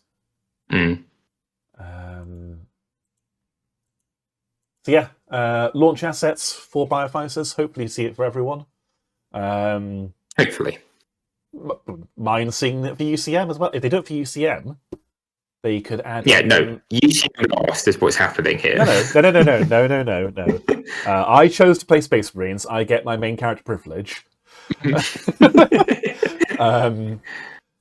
But what's going to say? Are you wanting a Dominion? Yeah, exactly. Like UCM have heavy bombers, right? So it would fit. We could even do light, medium, and heavy torpedoes. Would be really cool. Yeah. There's room to do that for other factions as well, for further diverse. You could have ships and stuff. Yeah. Ships. I assume a fire ship is just basically a wheelie bin with an engine on the end, but it could happen. Really exciting to see. And there's something else just in the corner of that shot. We have there 3D printed 10mm scale Helitudes. And they are much nicer than the cast resin ones we're currently working. They look more detailed, right? Yeah, they're more detailed. Yeah. They are at the absolute limit, I think, of what you can do in terms of printing currently. That size, yeah. What's not in the picture Go on. is they were on square bases still. Yes, I forgot to grab that photo, but that is interesting. Because Dave said something different, didn't he, when he spoke to him a while back? Dave mentioned round bases. So either these are for current edition, and we might be seeing 3D printed for current edition, or that's changed and we might be getting squares into the future. Yeah, I'm hoping for squares, but me too. Maybe they were still workshopping that idea. Cause, at the time, it was having the suggestion of having bases more like Legions Imperialis, where they are a circle with models slotted into them, whereas obviously currently Dropzone bases are rounded rectangles. yes. I certainly would be driven up the wall if half of my infantry were on circles and half on rectangles. So I was planning to buy a bunch of rectangles before the new edition. Just stock up. Yeah. So if they're scrapping that idea and sticking with the rectangles, I'm quite happy to see that. But yeah, I did forget to grab that photo. Sorry, but yes, there is a photo floating around of these bases. You could probably see the corner underneath my head, but Oh no, I've got it's all gone wrong. Should have done anything. I'm not going to touch it. The photo is out there, guys. If you want to dig out, you can believe this, and So, yeah, printed assets, printed infantry, but that's not all. Do you know what this is, Loss? Well, they're deployable features. I know where they are. That behind it is the new battleship dreadnought. No, it's the Battlecruiser. Battlecruiser, yeah, well, the one we just saw. Yeah, the sprue. No, the sprue. You can't just say all aliens look the same. That one was Scourge. Sorry. It was, yeah. Look, I only play Shatari, so honest. I'm distracted by the Shatari in the screen. Oh yeah, it was Scourge. Yeah, you see how they look actually quite different? There's something coming up that looks a little bit Scourgy. But no, this is the Bioficer Battlecruiser, but in plastic, because they did get, at release, some resin Battlecruisers. Yeah, like half resin, half plastic, right? They were resin kits, and you got, I think, a plastic upgrade sprue for their triangles. And yeah, I think there was generally an understanding that they were not a stopgap, but it was plastic ones are coming at some point, but we can't. They need this to be, Otherwise, they'd launch with no heavy ships, right? But it was a shame, and definitely I know some players who came into the game brand new, picked up Biofighters and went, "Oh, plastic! I love plastic. What is this?" Yeah, how do I work resin? Why is my plastic glue not working? So yeah, cool to see it in proper plastic. It looks much more crisp at a glance from that photo. Obviously, it's going to have a bunch more features, literally, and it's going to carry those features. Yeah. It'll build other ship types as well. So yeah, it's nice to see Biofighters are getting it. There was, I guess, some people slightly worried they might be left out. Don't you leave my rigging alone. I had to repair the rigging on the other ship due to this little menace, Magnus, who did everything wrong. You don't want to be held? They were just reveling. Go on. Settle down. So yeah, nice to see that Biofighters are getting it. And I think just to the right of it, you've got the front of the Bioficer Dreadnought that we saw at UK Games Expo. Yeah. And just to the left, something Sheltari, along with one of I don't know if we have seen a built Sheltari one. Have we not? But it is there to the left. Yeah, that is that's definitely Sheltari shape, and the little grabby claw thing on the floor in front of it is one of their deployable features. Yeah. It's my favourite deployable feature, but I can't talk about it. It's very cool, though. I think we can talk about it. Dave has mentioned what it does, so what does it do? It's common knowledge. It walks around and destroys shit. Yeah. It's a little claw. It's a little spider monster. It just The breaks size other of a people's city. features. Yeah. It stands for city. I was about Well, to say, the size of like a deployable feature. So that's like a skyscraper, I guess. so what you're saying is it would be feasible to do in Dropzone. Yeah, it's maybe double the dragon, 2 dragons. Okay. You could build one. They could print one for us, you know. Just, can you take this file, scale it up a lot? Yeah. I mean, That'd be a very cool map. never say never, I guess. Do you remember with the Striketeam Kickstarter when there was talk about they're going to do vehicles? Okay, how big are they going to go? All right, they're probably not going to go bigger than a Ronin for Shaltari or bigger than whatever it was, like a Tomahawk. And then right at the end, they showed us not an entire Strider, but a leg of a Strider. And it's like a Jaguar, yeah. A Jaguar, it's like this big. We all know there'd be many people would buy one. So you would buy enough alone to make it economically worthwhile. Yeah, well, I'd need 3. You build units of 3 of them, right? Of course, so, yeah. Who knows? Maybe it would be cool. But it's a very unique deployable feature. I quite like how different it seems. Yeah, as a thing you can do in the game, so it's cool. Yeah, I mean, look at the Bioficer ones. I don't know what the left-hand one is. Their monitor has that round. Yeah, that was like thing. I think they look like their AoE bursty weapon. Maybe I can't remember, unfortunately. The one on the right is a Ghost Orb, which is a status weapon. Mm-hmm. So ground-based status would be interesting. Annoying. Yeah. Bombardment is going to be far more useful. Is what we're hearing. Yeah. Yeah.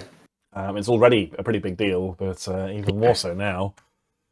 Or as you said, just drop your own claws on it and just go, oh, yeah, that's cute. It's dead now. Mm-hmm. Yeah. So, yeah, lots of new stuff coming for Drop Fleet. All of everything here in plastic, which must mean it must be coming relatively soon. Yeah. But that's not all. Should I just have the do you remember Brian Butterworth? But that's not all. You need a clipped sound of it. Yeah, I'll remember to. I'll put it in the edit. Because we also have this. Mysterious. So, yeah. Everything else, apparently, again, from the news of people chattering in Discord and Facebook of what they've managed to extract from Dave, he's been quite candid. Like he was at Games Expo. You get him chatting. He wants to talk. He'll tell you all about things. But this thing, people asked, you won't talk about. He said it's a big question mark. We've had that before. So, should we talk aesthetics or should we talk what this means first? Well, I guess on the model, it's very pretty. It's very cool. Pretty. I want one. It's gorgeous. It looks unique and then also similar to things that exist. Yeah, I'm getting notes of Shaltari, hints of Scourge. The more I look at it, the more Shaltari I see. I've just seen at the very front it has like the little diamond-shaped gems on little prongs. Oh yeah, which is very Shaltari. But the front of it looks very Scourge. Just had a thought. It'd be really funny. The twist I'd love to see is that we are looking at the back of it. Yeah. And it flies that way. That's a good point. It's really confused everyone. But yeah, I can see a bit of Shaltari, but there are no dots. There's a few dots, but it's not a lot. Yeah. It's not Shaltari levels of dots. And the big gem in the middle is very different. How it's broken up into like webbing is not Shaltari. It could be like a Shaltari civilian ship, maybe? Because I can't maybe see a home ship of some form. Yeah, I can't see anything that's obviously a gun. No. There's loads of viewing platforms for your luxury liner in space. This is, this could be the personal ship of the ultra rich, maybe, where it's an artwork. Yeah, maybe. It's the Louvre in space. I've seen people saying it could be corrupted Sheltari, so Scourge have infected them. Okay, and this is what they end up like. Maybe. Again, it doesn't feel Scourgey to be that, but maybe it's Scourgey in that it looks organic, but it doesn't have any Scourgey design language. Use that phrase again. Other than the front, other than the prow, it's like that kind of curved lines. Kind of gives me vibes of Scourge. Other than that, no. Yeah, and to tentacles. I guess a bit of the tentacles at the back. Sort of. The tentacles look more like antlers to me. I read it more as something like it's grown out of wood rather than Scourge, which is sort of deep sea creature. No, but you can see there are similarities. Yes, I can between the two as well. Yeah. I think it's Pungari. This is what the Pungari are actually the most beautiful civilized race. We've seen their ships and they're horrible, so it's definitely not Pungari. Okay, no, we've seen Pungari peasant ships. This is Pungari nobility. Yes. So what we're hearing is this new ship is the new Pungari coming in to rescue the peasants from the Sheltari. Rescue the Sheltari. Who knows? This is entirely speculative. I think you can probably rule out UCM. Yeah, and probably PHR. Yeah. It would be funny if, again, it's some resistance crime lord luxury sports car, but who knows? What it makes me think of, nothing against, and it's not Bioficers either, I don't think. Ooh, no. Maybe, I guess. The Bioficer AI tries to generate a pretty ship, having no real idea what a ship does. It's learned from Sheltari, and it's like, we'll copy this, and then it's just gone wrong. Yeah. You know what it could be? What? Could be a new client race for Sheltari. Could be, yeah. If it has vibes of Sheltari, kind of like how Pungari's ship had vibes of Sheltari. Maybe. Yeah, I can see that potentially. Like in terms of, again, we honestly we don't know, and who knows when we're going to know? Probably not for a while. But what it makes me think of is the anomaly. Mm-hmm. You remember the anomaly? An old question mark. Yeah, that turned into a whole faction. Yeah, exactly. Because people, if you're relatively new to Drop Fleet, you may not know that there was the artist formerly known as Anomaly spaceship for a while. And it was an event exclusive model. You could get it during Gen Con and Adepticon and so on. And it had a unique scenario where it's just kind of drifting through space and you turn up and poke it. And no one knew what it was. And then that evolved into the Biofighters, and now they're a full faction. So is this Dave they knew that, et al. Laying the groundwork for Faction 7? Drop Zone 4? The Drop Fleet 4, if so, I'm calling dibs, because they're pretty cool. It looks really cool. Yeah. I want to get it to paint it. Nothing else. Do you think that's 3D printed, though? I don't see any reason why not. It's just quite impressive with the suspended levels. Yeah, maybe. I mean, there's no it could be more than one part. It could be more than one part. There's no reason you couldn't do it in printed resin. There just might be lots of supports to clean up. Yeah, that's true. I'd rather have it in printed resin than cast resin. Because, again, with all those organic shaped bits, making it go together in cast resin would probably involve a lot of heating and pushing together and praying and cooling and so on. It's just very impressive, really, if it is. So, that's all. We haven't talked about what we originally... At time of recording, that is everything to come out to be revealed at Gen Con. Now, I do know for a fact there is at least one other thing being revealed.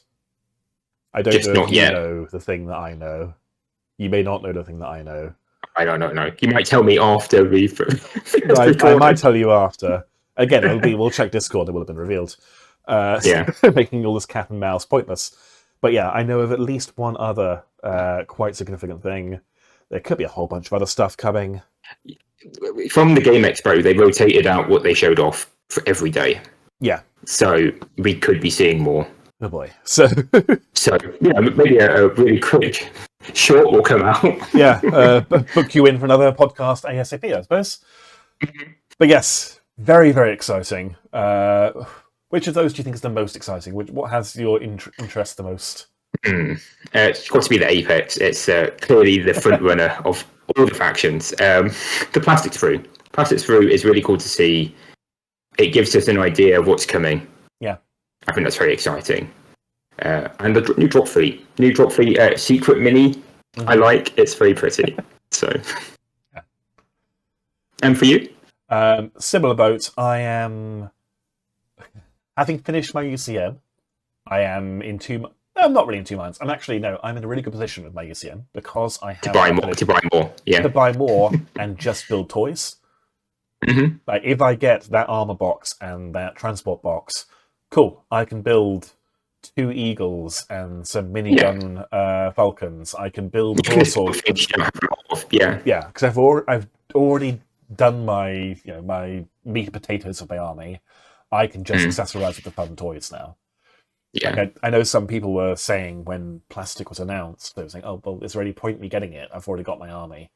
But there's definitely a point. Yeah, there's some new stuff on every sprue, and particularly that armor sprue. Unless you already have loads of Gladii, you can build literally everything as new stuff. Yeah, and it'll be the fun of working with the new plastic because it's just going to be an joy to work with, I imagine. Exactly. So really excited to see that. I am. I'm probably not going to get any more Dropzone stuff until that comes out.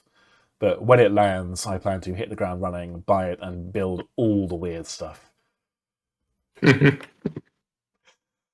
it's good to see more of the factions. So, Dave, get on it. Show us more. Oh, God, yeah. I wonder if they'll show Bioficer sprues and show Bioficer ground stuff over the weekend. I think that's what would be next. If we're going to see anything next, it'll be Bioficers, because from the sounds of it, that's what would be in the starter box, maybe. Yeah, makes sense, I think. It would make sense with what they did with Fleet. Yeah. But then Battlezone is UCM versus Scourge, so who knows? Yeah, they could go back to Classic. Yeah. Either way, I'll be watching with bated breath over the weekend. Yeah. Right, that is the news section. Significantly longer than normal. Shall we move on to what the podcast was originally going to be about, which is... the news, right? Which is Operation Artemis. So, yes, Artemis came out at this point, the better part of a month ago, I think. It is the PHR versus Megafauna spin-off standalone board game where... Plus the expansion, I guess. Yeah. The PHR Spec Ops have landed on the Tlalocan? Yeah. Yeah, those moons. That sounds like a planet. Yep, landed on these abandoned moons to basically shut down some Bioficer relays that are otherwise going to wake up more Bioficers. So sent in, again, these special forces mounted in these big, powerful mechs to turn them off. But the planet on the moon is inhabited by a horde of ravenous megafauna. So, neither of us have had a chance... Say again? Oh, they're Bioficer made, aren't they? They're Bioficer flesh crafted, so they're not natural evolutions. Neither of us have had a chance to play Artemis yet. We are doing so, actually, in a couple of days. Battle report coming soon. But I played a little demo at the Game Expo. Oh, did That's you? it. Okay. And it was quite fun. It felt very like the kind of game you could introduce somebody to Dropzone with. Okay. Very quick. The mechanics are kind of similar, but it's a little simplified, I would say. Okay. But it's a little kind of board gamey kind of thing. Nice. Yeah.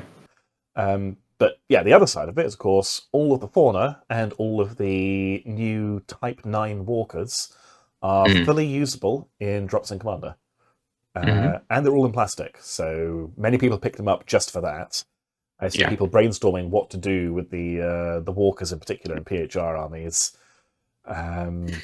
And I know you have plans and machinations about Fauna. Yeah, the forthcoming Fauna faction. I'm getting ready for. Faction 8.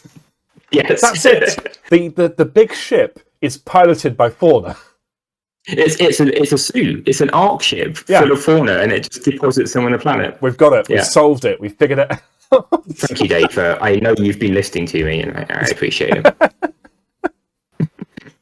But in the meantime, what I figured we'd do is we'd go through each of the new stat lines for PHR, and then go through Fauna, talk about how Fauna work for those who aren't aware of how they work in Dropzone, and give just our general takes.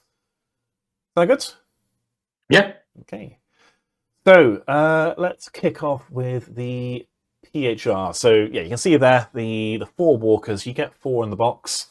You can build a couple of duplicates, I think, but you can also quite easily build one of each.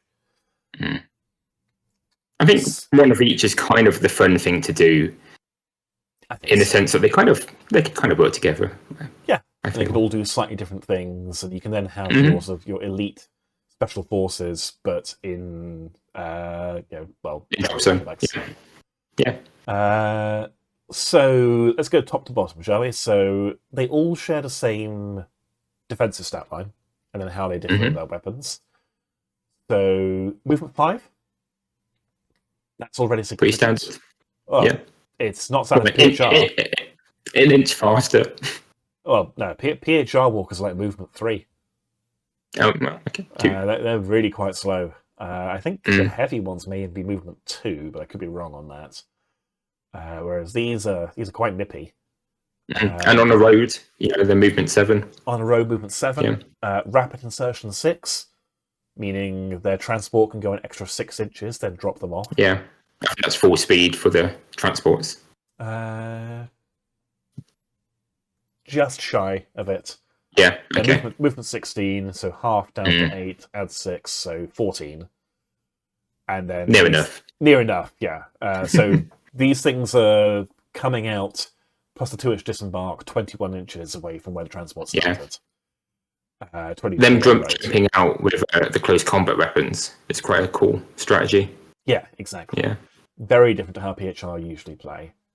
They got the standard active countermeasures because they're military vehicles. Armor 13 and damage 3 is interesting. Yeah, they're on the lighter side of armor, but the 3 hit points will stop them getting critted out. Yeah, exactly. They won't just disappear to a stray railgun. But yeah, armor 13, as you said, definitely on the lighter side. So they will be critted more easily. Yeah, they're glass cannons. So you drop them behind a building, you run them out to do something, and hope you kill before they die, kind of thing. It's a very, very Scourge play style, or very, very Tarantula play style, I guess. Similar sort of thing of ambush hunters, which is cool. And they are walkers. They're all the same squad size of 1 to 4 of them, and their unit type. I think 3 of them are heavy, and 1 of them is a support. Despite their size, they only occupy 1 slot in a Neptune. They barely fit. They fit. Yeah. If you put 2 of them on a Neptune, it looks like 2 guys running away with a canoe. I think their feet just clear the ground on a standard flight stand. Yeah. So it looks quite funny, but it does work. And obviously, you can then fit 4 of them in a Njord, or even if you really want to, you can fit 6 of them in a Poseidon. 3 groups of 2. Yeah. So the first one we have here is I'm going to butcher the pronunciation. I'm going to say the Aegis. Aegis? Yeah. Go for it. Aegis? Aegis. We'll call it the Aegis. Which one is this? Which one do you reckon it is? It's the top left with the sword, right? Yes, I think you're right. Yeah, with the flamethrower. Yeah. So what have we got? So the Aegis, all of them have the same weapon, which is the RX-20 Exterminator miniguns. It's just 2 PHR miniguns welded together. Nothing to write home about, really. But they can shoot buildings. Yeah, bit of extra demo maybe. If infantry end up in the street, then you can give it a go. If a transport lands, you Yeah. can give it a go, etc. Its real role is it's serious weapons. So on its right arm, it's got that gigantic Beast Slayer blade, front side arc, 3-inch range. So you still measure quite a distance from its base or from its center. Yeah. 1 attack, accuracy 2, energy 9, strafe 4. So basically 4 attacks. Yeah, 4 energy 9 attacks on 2s. It's going to hurt. It's going to hurt. It will cleave through light armor. Yeah, be killing, the swarms that resistance can pump out or something. Yeah. Reasonably good at handling some fauna, which makes sense. Yeah. Yeah. It can bully light transports. It's not bad demo if you want to just stab a building with your sword. 4 times, yeah. Yeah. Yeah. With the flamethrower as well. Right. It go and just hit building, flame into the building. Yeah. Work quite well. Because, it's got the RX-666 Hellblaze flamethrower. They had to go through 665 iterations to get to the name they wanted. It's how they got the extra shots. Yeah. And I think that is basically a Menschitz flamethrower. Does that have 8 shots normally? Yeah. Yeah, okay. Yeah, I think it's the same. It might be longer range, I'm not sure, but I'm pretty certain it's the same or as good as. And then it's RX-1 Firehammer railgun is the standard railgun you see on the Ares. Yeah. So it's like a Menschit with a railgun. Yeah. Plus a sword. Yeah, it's a Menschit and an Ares. Yeah.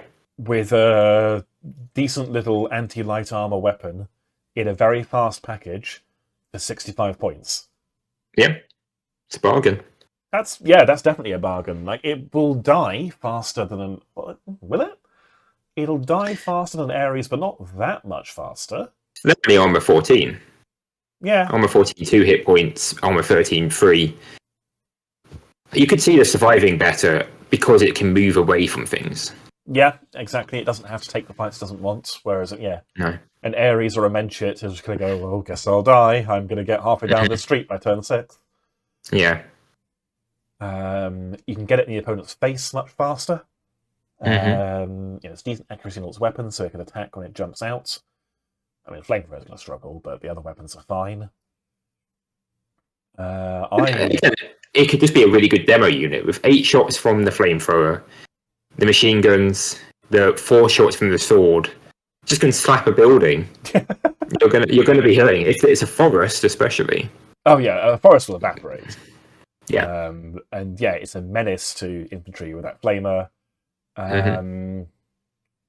Yeah, I can definitely think of worse uses of 65 points. Yeah. So, off to a strong start. Then we have the Dahaka. So this is, again, identical from the weapons up, basically, or from above the weapons. A bit more expensive at 70 points. Which one are we looking at here? Top right, the one with the missiles. Yeah. Yep, absolutely, yeah. Top right. So, again, we've got the Exterminator miniguns. And then on its right arm, it's basically not a Menschit. What's the other one? The other is it an alternate build for the Menschit? Yes, with the missiles. Yes, Yeah. It can carry the missiles. Yeah. Yeah. So it's got foe slayer missiles, front side arc, 48-inch range, 12 at close, or 12 against counter targets. 1 shot, accuracy 3, energy 10, dev 2 vehicle. Pretty nice. Yeah. The accuracy is a bit unreliable. The range isn't great, but the dev 2 is nice to have. Energy 10 as a UCM player. I'm not a fan of Energy 10 personally, but no. It's the Devastator is nice, so that can pop on something. Yeah. What it's probably good at actually is killing stuff like resilient Yeah. Scourge walkers, resistance wagons, that sort of thing. Mm-hmm. Yeah. Sheltari will push through runes. Yeah, true. Yeah. And the energy 10's not usually not that big a deal because those things are usually lightly armored anyway. Mm-hmm. So it's definitely got a use. It's RX-80 Styx Autocannon brackets airbursting. You must say the full name. This is interesting because it's pretty standard Styx autocannon. Generally, a sort of not very well liked weapon because energy 6 doesn't go very far. Yeah, and accuracy 4. It's not great. It's not great, yeah. Strafe 2, so it's kicking out 6 shots. Then I guess you can. It's nice to protect these things. None of them have AA other than this one. Well, that's the thing.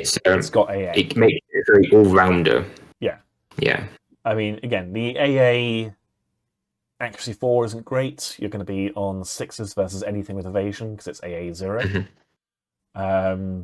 But that also means you can freely reaction fire with it quite happily.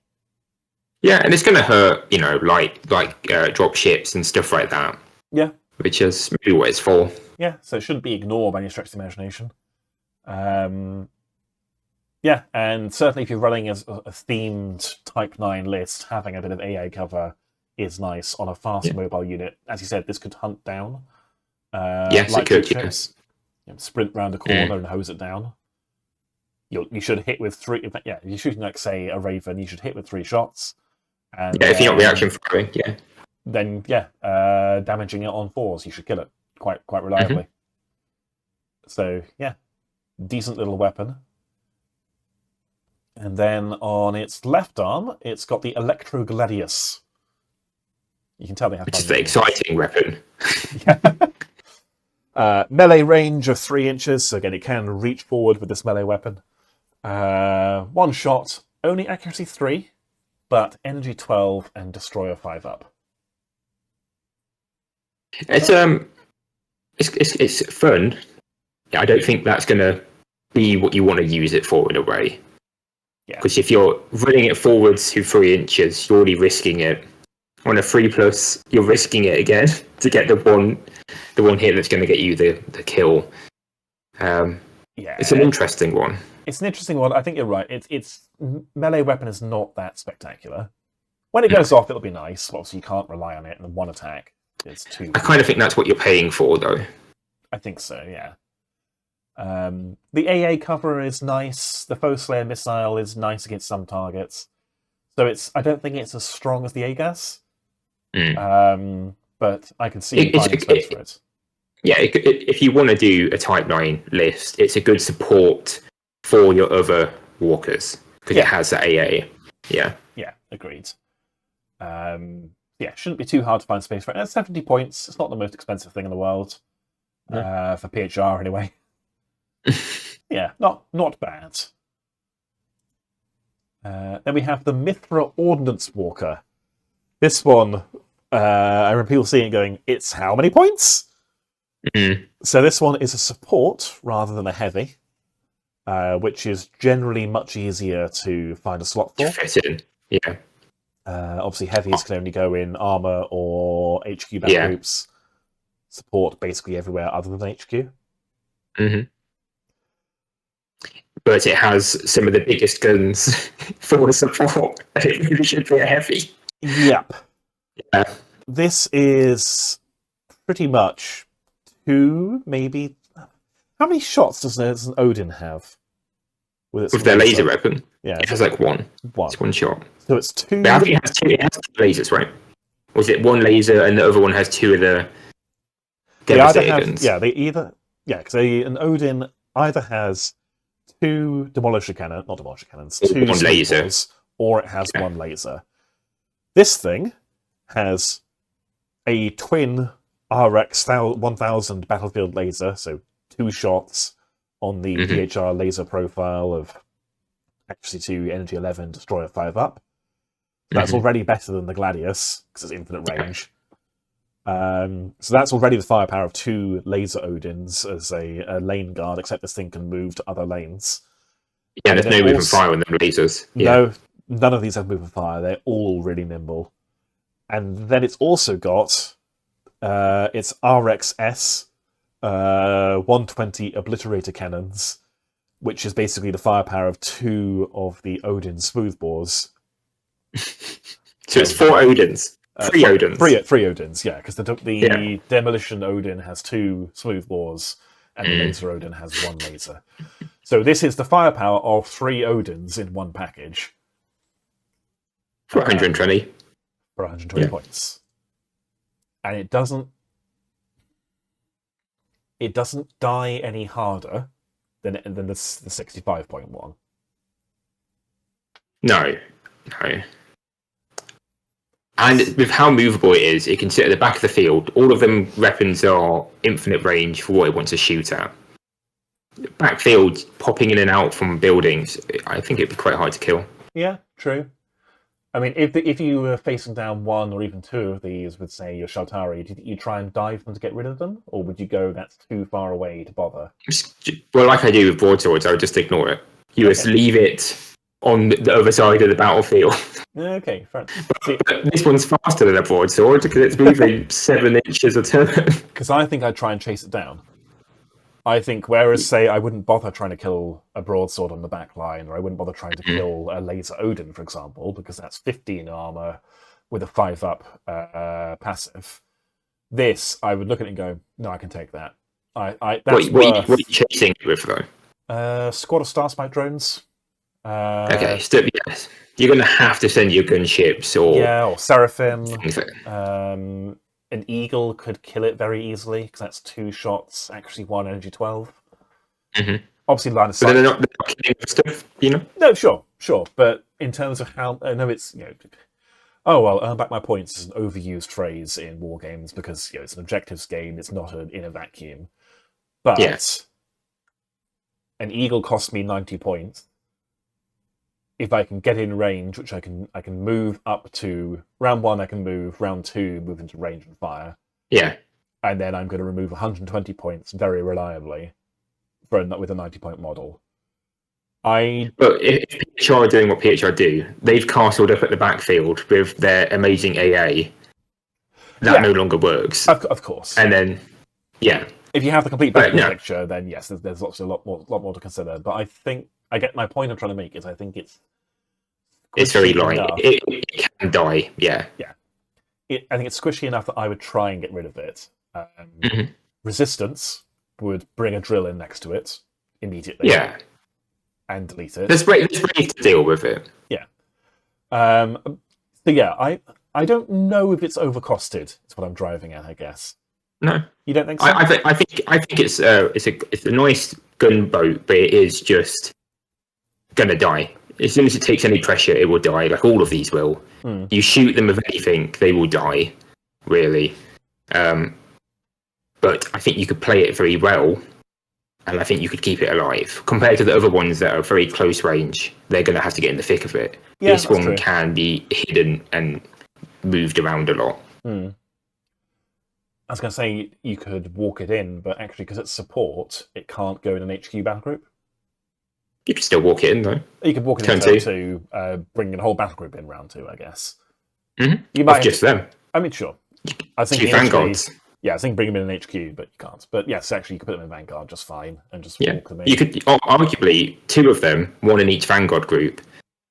It's a nice 2 activations for 240 points. Yeah, true. It's expensive, but they'll do work. Yeah.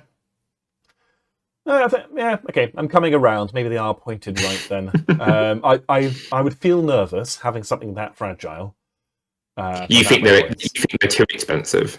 I think if I don't play PHR myself, so I'm kind of comparing to UCM and thinking, would I spend this many points on this stat line? And again, I'd feel very nervous doing so because I feel like it's just a little bit too fragile for me to feel comfortable doing so. Now, maybe that's the idea, and maybe that's good game balance. If I'm going, I want it, but I'm not sure. Well, my standard tank is 90 points for Shaltari, so I'm kind of used to these expensive units. Yeah, okay, fair enough. And it does do a lot. It will, if it's left alone for a round or 2, it'll do its job. Kind of a mistake to leave it alone and give it targets. Yeah. So again, maybe it's really well balanced then, in that it's light enough that your opponent feels like they can deal with it, and dangerous enough that they feel like they have to deal with it. Yeah. Whereas, as you said, like a broadsword is, you would love to remove it, but it's so tanky, you kind of go, all right, unless I happen to have a tarantula next to it, I'm not going to. Yeah, it's the kind of thing you leave alone. Yeah. Yeah. Whereas here, you're giving your opponent a very interesting decision with not necessarily a right answer. Yeah, and I think it's the Devastator weapon that really makes it something you have to deal with. Yeah. If it was just the lasers, it's going to, and you don't give any targets, oh well. But it can shoot buildings, and that's going to take objectives off the field. Yeah. And it's going to reliably do 6 damage a turn every turn from the other side of the board. So yeah, as you said, 2 of them, 240 points, you're going to drop a building pretty rapidly with a bit of support and fire. Yeah. All right, I'm convinced. It's perfectly balanced, as all things should be. I've sold it to you. You have. So yeah, that is the Mithra Ordnance Walker. And then number 4 is the Rashnu Guardian Walker. This is my favourite. I like the ship's very cool. I back in my Warhammer days, I liked Assault, I liked Melee, I liked my Shield and Hammer Terminators, Storm Shield and Thunder Hammer Terminators. This is not that. This is a Guardian Shield and Hyperkinetic Hammer, not a Terminator. Okay. Just kind of deep strikes, though, right? If only. But yeah, so the Rashnu, same defenses. It's a heavy. It is 60 points, so it is the same price as I think the Dahaka was. Yes, it was. Yeah. It has options for its weapons. So by default, it has a Guardian Shield that I've cropped out there, so you can't see what it does. And it has a hyperkinetic hammer. So again, hammer and shield. Well, we can either have the blade, the other blade, or the hammer. Yeah, right? Yeah. By default, it has hammer and shield, and you can swap either of them for a Beast Slayer blade or an Electro Gladius. So you can dual wield either type of sword. You could go sword and hammer. You could go shield and either type of sword. You can't do dual hammer, and you can't do dual shield. That makes sense. I kind of love the idea of a dual sword mech. It's cool, right? It is cool. For 60 points, it's very cool. Again, it's cropped out in the image there. The Guardian Shield gives the unit a 3+ passive, which is big. Yep. On 3 hit points. Yeah. Yeah. That would stack with a Zeus to go to a 2+ passive, I believe. What is this Shoutari nonsense? I know, right? And a Zeus fits in the same transport, but doesn't benefit from rapid insertion. So actually, it would really, really struggle to keep up. Maybe it's a bad idea. Yeah, the 3+ will be enough. I've always found 3+ is plenty to keep something alive. Yeah, agreed. So yeah, the shield, you obviously don't get a weapon, but you get a 3+ passive, which is huge. The hammer, front side, 3 inches, 3 inches range, 2 attacks, accuracy 2, energy 11, devastator 2, everyone and everything. It's nice. It slaps. Yeah. Nothing likes being slapped by that. That is punching out heavy tanks. That is terrifying really heavy tanks like a broadsword. Well, it's killing anything it hits, really. Yeah. Yeah. I can see these things just walking up and hitting a behemoth in the knees. Just kneecapping behemoths. Yeah. What are you going to do? Shoot them? They've got a 3+ passive. Yeah, just energy 13. But well, yeah, all right, fine. Real more fun. Yeah, the hammer's really cool. I would say the hammer is the second best weapon. I think you've got your Beast Slayer blade, then hammer, and sadly the electro sword. You put the Beast Slayer blade above the hammer? Yeah, I think the 4 hits, hit on 2s has more. It can do more. Okay, yeah. You know, it has more targets that it's going to be doing better against. Energy 9, though. Especially because you can put 2 of them on, and that's 8 shots. You could go with 8 attacks, dual wielding blades. But you could have a sword, you could have a blade and a hammer if you wanted. If you don't need the passive. That works too. I'll take that. Yeah. And you have the right utensil for every dish. Unless they're further away than you can reach. Well, you'll get there. Yeah. Well, actually, yeah, you'll get there quite quickly. As you said, hop out behind a building, sprint round the corner. One thing I know people are curious about, you do, as with anything in Dropzone, if you swap out weapons, you swap it out for the entire squad. I know people are wondering, would it be possible to have like a guy with a shield at the front and then dual swords standing behind him? Yes, but they have to be separate units. Which doesn't really help then. Yeah, exactly. And because they are heavy slots, you could only have a maximum of 2 in a battle group. But a big blocker like 4 of these with shields would be a tough nut to crack. It'd be horrible. I mean, especially if you did put the shield booster with them. Yeah. And just sit on an objective or just slowly walk up the board. I mean, you're paying a lot of points to do so. And also because these things only have melee weapons, to get your mileage out of them, they need to do more than just tank. They also need to close. Yeah, you're going to have to try to drop them on somebody. Yeah. But having the commander of the -1 to hit, that could keep up with them. Yeah. It's fast enough to keep up with them, and that would work quite well. I think an Erebus can keep up as well. Because that's one of the lighter walkers, armor 13, 2 hits, but I want to say 60 move. And that'll give them -1 bubble. There's a few options to really support them and make them incredibly tanky. Yeah. For 60 points. You could easily, as you said, you could run 2 of these or even 4 of these and make that the core anti-tank damage dealer of your army. It would look incredibly cool. 4 of these could take down a behemoth quite well, I think. Yeah. And it would be really cool. It would be really cool. That is your spec ops going in to deal with a problem.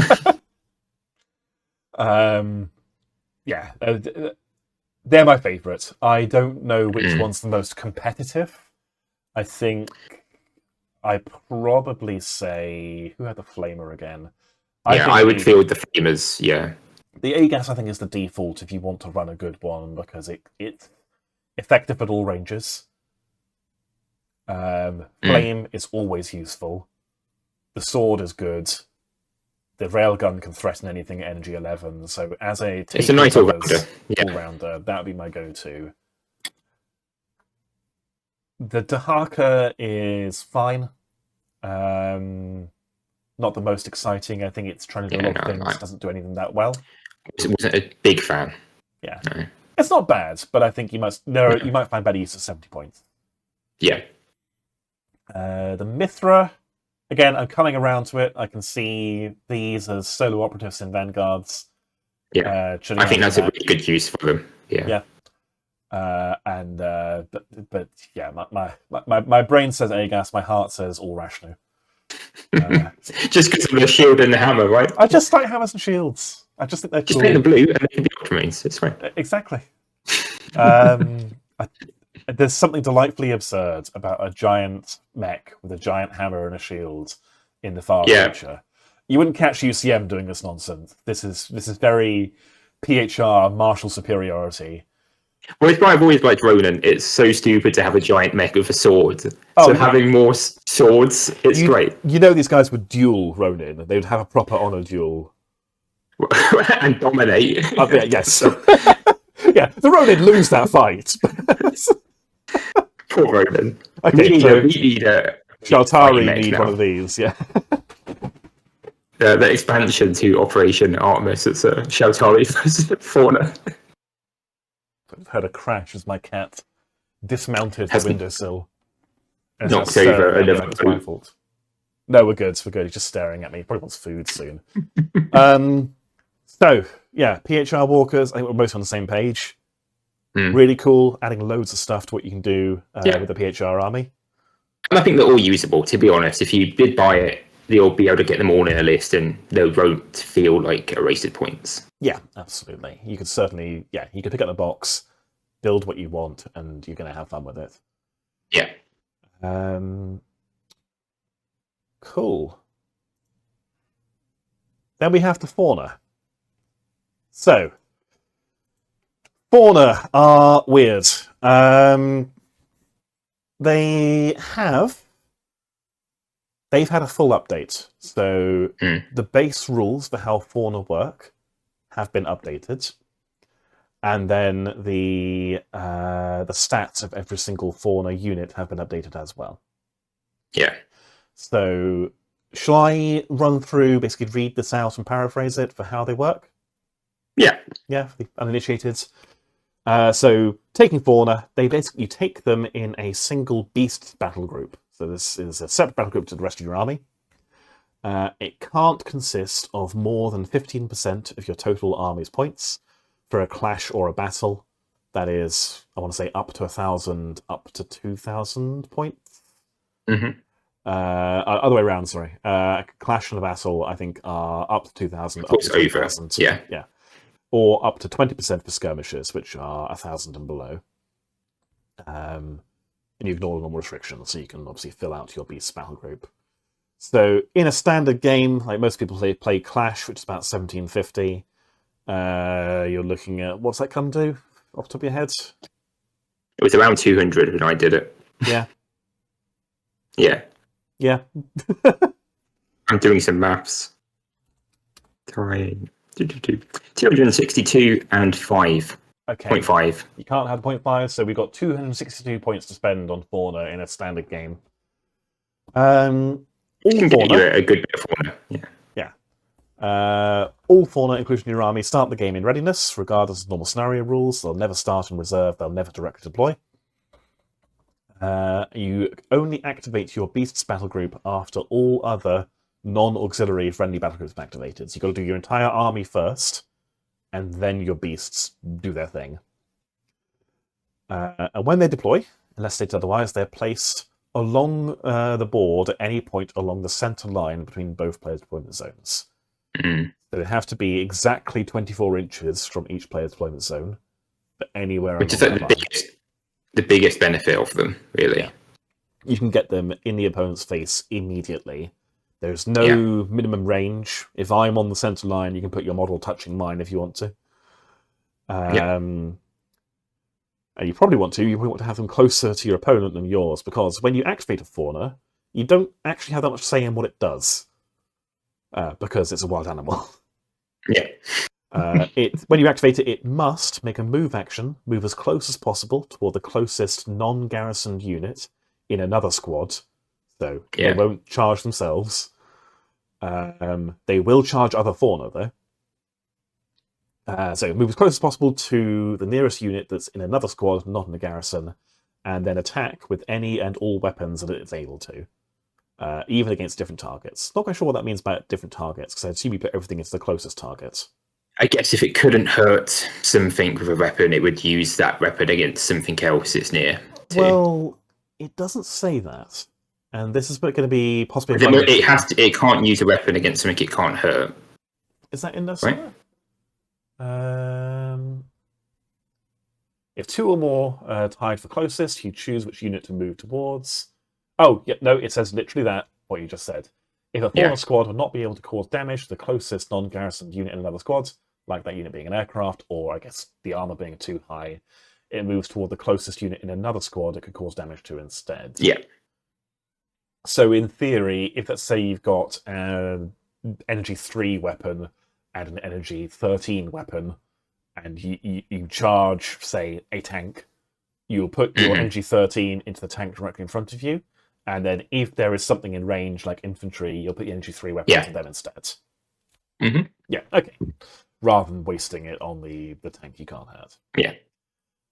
They only make moving and shooting actions. They can only use weapons listed on their profile. They can never claim objectives. They can't be past objectives. They can't pick them up by destroying them. They don't. Wild animals. Yeah, they're wild animals. So, got to bear that in mind when we're looking at these and looking at their points. Again, you don't necessarily have that much say in what they do, but you can try to herd them and make sure the enemy is closer than you are. But the enemy can do that as well. Exactly. So there is some counterplay involved. Based on that, we then have a whole slew of Fauna to play with.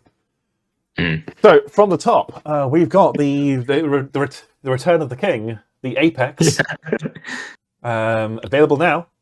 for this at time of recording this weekend. How do they work? So top left, that's just the beast icon. It just means it's a beast. It's not a heavy or anything else. Movement 12. Easy. And they can get faster, I think. No. I don't Doesn't need know it. of anything else in the game that goes on the ground that's movement 12. Other than Fauna. There's a few Fauna with movement 12. Fauna can outrun jeeps.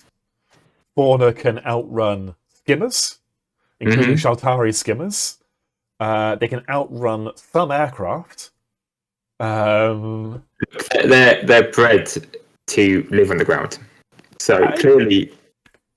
Sure. Basically... The Bioficers knew what they were doing.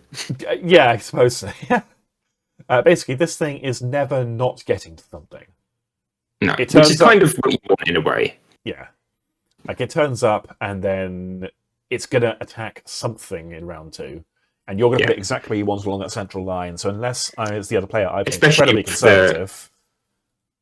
The Apex, you control. So all the others are kind of random, but the Apex is smart enough to do what you want. Yeah. So it is just a deep striking, nasty unit you put in the middle of the board. Yes, because it treats close enemy units something belonging to your opponent. So yes, in this case, it will absolutely go for the enemy. Countermeasures. Now, you're going to see a lack of active countermeasures across the board here because they are animals. But it does have 1 evasion, which ain't bad. Only armor 12 and 4 damage points, with a caveat. And it is rare. So you can't have more than 2 of them in a standard game. Which is fair. That's going to use your points up, that's right. And 85 points. Yeah. It's got 2 weapons. It's got its killing tools, which are front, side, rear. 3-inch range, which again is sort of what we see as standard for melee attacks. 4 attacks, accuracy 2, energy 9. Funnily enough, it's a Beast Slayer blade. They've learned from it. Yeah. And then its acid breath is a range 6, 3-shot, accuracy 3, energy 5 flame weapon.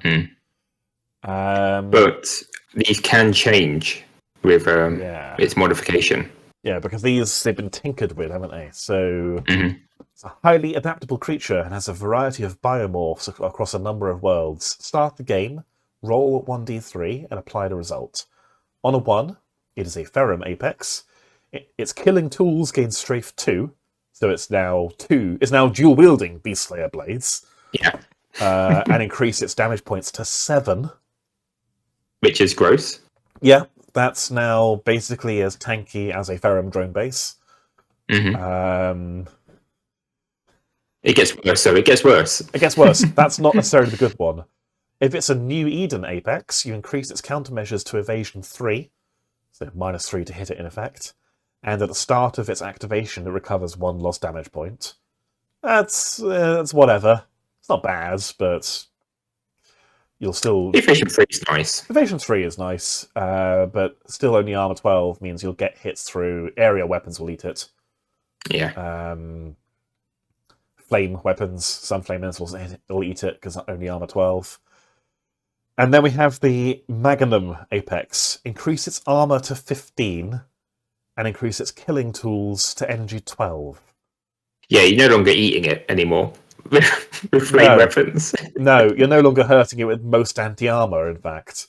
You now have, for reference, you have a broadsword at armor 15, 4 damage points.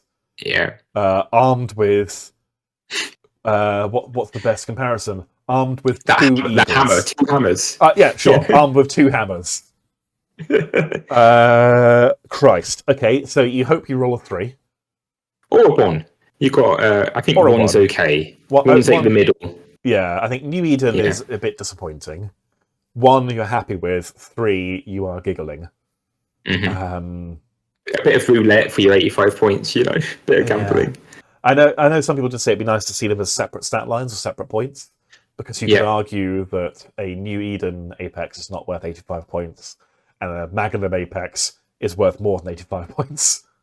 To be honest, I think the New Eden is worth 85 points. You reckon? The fact that you can deploy it in the middle, you can basically ambush anything, and then you're safe from this one.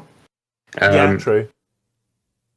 You know, it's got a use. The flame weapon by itself, you can ambush a central objective and knock out, That's true. something really important. Interesting, probably an oversight. Some of the other fauna have a rule on their flame weapons where it says they will target infantry and garrisons. This one does not. Well, I assume it would. I feel like with the rule where it shoots what it can hurt, it shoots infantry It probably and should garrison. shoot through garrison. It probably runs. Yeah. But yeah, so hot takes on an Apex worth the points. Yeah. Yeah. My ranking for all of the fauna is they're worth the points. Play with them, they're fun anyway. And to be honest, I think they actually are a little all overtuned by the fact that how they ambush, they're all very good. I agree. We'll get to like closing remarks at the end as the prosecution. But Apex back, you should buy one and you should take one because it's cool. It's a cool model, absolutely. It'll be cool for narrative scenarios. We're probably going to have a side there are a set of narrative missions for the fauna. Some of them have special missions for the type of fauna they are. So at the bare minimum, you can play some cool missions. Absolutely. Yeah. Not at all unhappy to see it back. We'll cover closing thoughts at the end. Yeah. Because, I have thoughts. You have thoughts. Onto the Bullhorn. I should credit Neratius here. I really should have asked him to pronounce his name. But again, Neratius has been painting all of the fauna, and when I was setting this up, he had finished them. So this is his Bullhorn. It's very nice. Jurassic Park. I like it. Yeah, it's very Jurassic Park. I like the texture on the flanks. Very nicely done. Mm-hmm. So the Bullhorn, interesting one, because this had rules for ages, but no model. The Apex had a model you couldn't get. The Bullhorn never even had one. It just had a picture in a rule book somewhere. Teased a long time ago. Yeah. But it has arrived in 3D printed resin. Not even as an event model. I think you can just buy it. Yeah, standard. Yeah. And what have we got? So movement 10, still very fast. Especially given the size, like this big. Yeah. No countermeasures. It's a cow. Armor 12, so quite low. 10 damage points. Which is gross. Yeah, you will hurt it, and you will sandpaper it down, but you've got some sandpapering to do with 10 health. Yeah. Armed with a squad size up to 2. If you want 2 of them in a squad, you can. If you want to ensure they're going to be stampeding over a good area of 2. Yeah. It's got its thick skull, which is a pretty underwhelming attack of 1 attack, melee range, accuracy 4, energy 10. Nothing to write home about, really. It's not going to change your life. But it has doze through, so when it moves its full move, even if it would move past the unit it moves towards, only stopping at the edge of the table. So, not the tightest wording, but the interpretation, I guess, is you would aim, you'd move minimum distance into the target model, then continue in a straight line past them until you hit 10 inches, Yeah. It can move. It goes through buildings, just go straight through them. It can move through impassable terrain, even if they are over half the height of the model, provided it can be placed where it ends up. So it'll smash through to the other side. Any terrain it smashes through takes D3 energy 8 hits, which isn't bad. If it moves over other units, it makes an attack with its thick skull against each of those units. Use the width of the model, about 32mm, to see what it moves over. After its movement, if it ends in range, it can then attack with its skull. It's not amazing, but it's fun. Yeah. It's one of the fun fauna. Yeah, agreed. I think this is one that definitely it belongs in narrative scenarios.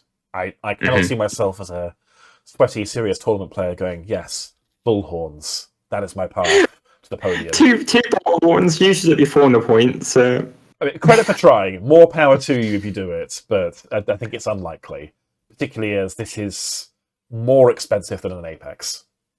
If EP suddenly dropped their armor block in a road in a nice line, then they come in use. Maybe hurt some of them. Yeah. Energy 10 hitting on 4s, yeah. I think it's There are a bunch of ways I'd like to see it improved. I'd like to see its damage to buildings be Devastator. Yeah. So it really causes chaos in the Just building. do more hits. Yeah, Or more a D6. Yeah. And I think that its Thick Skull should probably hit automatically when it bulldozes through things. The ones it runs through, yeah. So then it's interesting and it'll actually hurt something. We actually played a scenario with it. I can't remember. Has it gone up yet? I can't remember. I don't think so. Okay, so I won't spoil the results because I'm not sure. But we played a scenario with these bullhorns, and it was exciting when they bulldozed through things and they did nothing. Yeah. But they were fun to use. I was playing Scourge, they couldn't hit me. You were playing Shartari, they couldn't hurt you. You know, you were Resistance, weren't you? And they couldn't hurt you. Yes. So yeah, it's fine. It's probably undertuned as a competitive piece, but I don't think it should be a competitive piece. No. Daggers. Daggers are an interesting one. So they are movement 3, which is sensible because they are infantry, at armor 8, 3 damage points, and a dodge of 4+. They are pretty similar to Razorworms, I would say. Yeah, they've got nearly the stat line of Ronin, Firstborn. Yeah. That's the way of looking at it, yeah. 1 fewer armor point. Other than that, very similar. And they are 20 points per base. Which is cheap, right? Yep, come at a squad size of exactly 2. So you're looking at 40 points for 2 bases here. They are armed with barbed appendages. You can see they have the bright red barbed appendage between their front legs. And we're not going to dwell on bombs, so yeah, but we're not going to dwell on the center line bright red barbed appendage any further. These are moving fire dash. Really the fumes had got to him when he designed these ones. Dave was in a dark place. Yeah. They are CQ. They're close quarters weapons. 3 attacks per base, reduced 1, so you lose 1 per dead dagger, energy 5. Which is alright. Their special rule, lie in wait. When they enter play from in readiness, you place them in a garrison anywhere up to 6 inches from the center line of the board between both players' deployment zones. So not dead on the line, but up to 6 inches either way. And in a garrison. They set up there. They are not walking into the garrison. They are placed there, so they can make CQ attacks. Yeah. When they activate, they must attack another squad, friendly or enemy. So, your guys are in there, more fool you. If they're able to, they ignore friendly fauna squads, so they won't attack other daggers. Instead of moving toward the nearest non-garrison squad, they must move toward the nearest garrison squad if they're out in the street for some reason, ignoring friendly fauna squads. So they chase down infantry. I don't think they'll ever leave buildings, really. You put them in an objective building. Well, if they clear the building, they'll walk out of it, because they'll walk toward the nearest garrisoned infantry. Yeah. Because they're hunting for more blood. At that point, they've done what they need to. Sure, yeah. Yeah. There's maybe a play where I guess you put them in a garrison of my legionnaires, so I rescue my legionnaires with an aircraft, and they walk out to go chase down your infantry. Maybe. Yeah, as soon as they leave the building, they're dead, really. But yeah, because one of us is going to go, absolutely not. They're pretty easy to kill in the street. Yeah. Their other thing, speaking of killing them, when they suffer damage from a close quarters weapon, after they take their dodge rolls, their passive saves, roll that many d6, so roll 1 dice per damage they took. For every 3+, the attacking squad is inflicted a point of damage after passive countermeasures. Yeah. So I think that bypasses dodges, regular passives on a Ronin, because a dodge is a passive.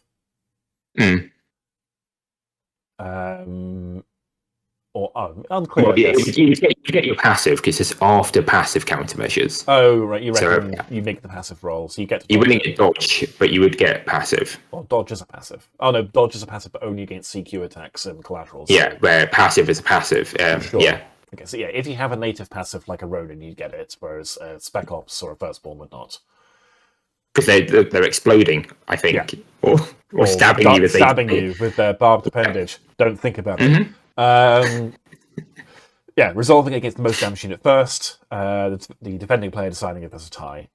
And it counts toward fortitude tests due to close quarters weapons.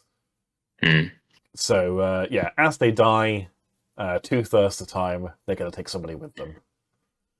For 40 points, they're pretty good. Yeah, I mean, it's a good little garrison defender.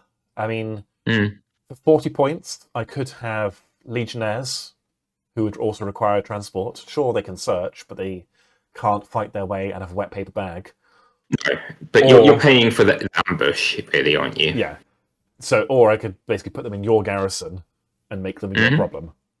Yeah. So yeah, I'd say definitely worth 40 points. If you've got 40 points left, that's a good use for it. What do we have next? Harpies. So Harpies are new. They were added in Operation Artemis. For a while, we all thought they were vampires, but no, they are actually different to feral vampires. They are movement 12, so I want to stress these bats are the same speed as an apex on the ground. Yeah, but they're flying. They are, yeah. I think they should be faster, or the apex should be slower. Probably the latter. They should be funny for, yeah. Evasion 2, armor 5, 1 damage point, so they do die if you look at them. They are small aircraft, so they don't crash and burn when they die. They're rare, so no more than 2 squads in a standard game. And they are 15 points each. At a squad of 5 to 10, you are looking at 150 points for a full-size squad, or 75 for 5 of them. Yeah. They're expensive, but the flame weapon's nice. Yeah, because they do 2 things, don't they? They've got their small claws, which are, interesting, they're move and fire 6. So they can chase something, but they don't have what vampires have, where they can't reaction fire and chase you. Yes, yeah. They... I guess...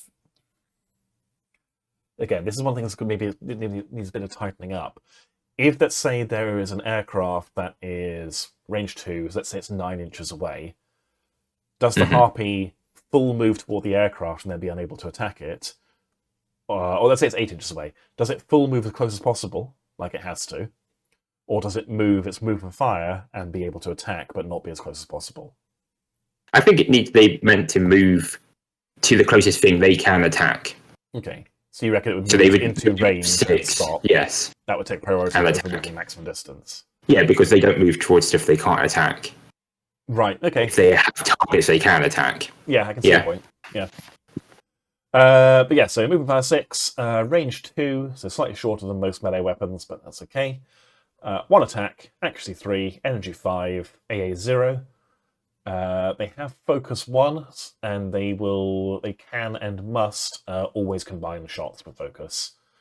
So if you hit with all 10 of them, you drop 9 attacks regardless of what you're attacking. Because you can't. They're good for taking out light gunships and not bad at all. Like, 5 of them, you should hit with maybe 3. So you then drop 2 and do 1 energy 7 attack to that aircraft. They're quite expensive, right? For 15 points each. It's an expensive choice. Yeah, they do have their toxic vomit as well. So this is what I meant. This one, explicitly, they can and must target infantry and garrisons. Yeah. So it's probably an oversight in other units that don't have it, but rules is written, that's what it says.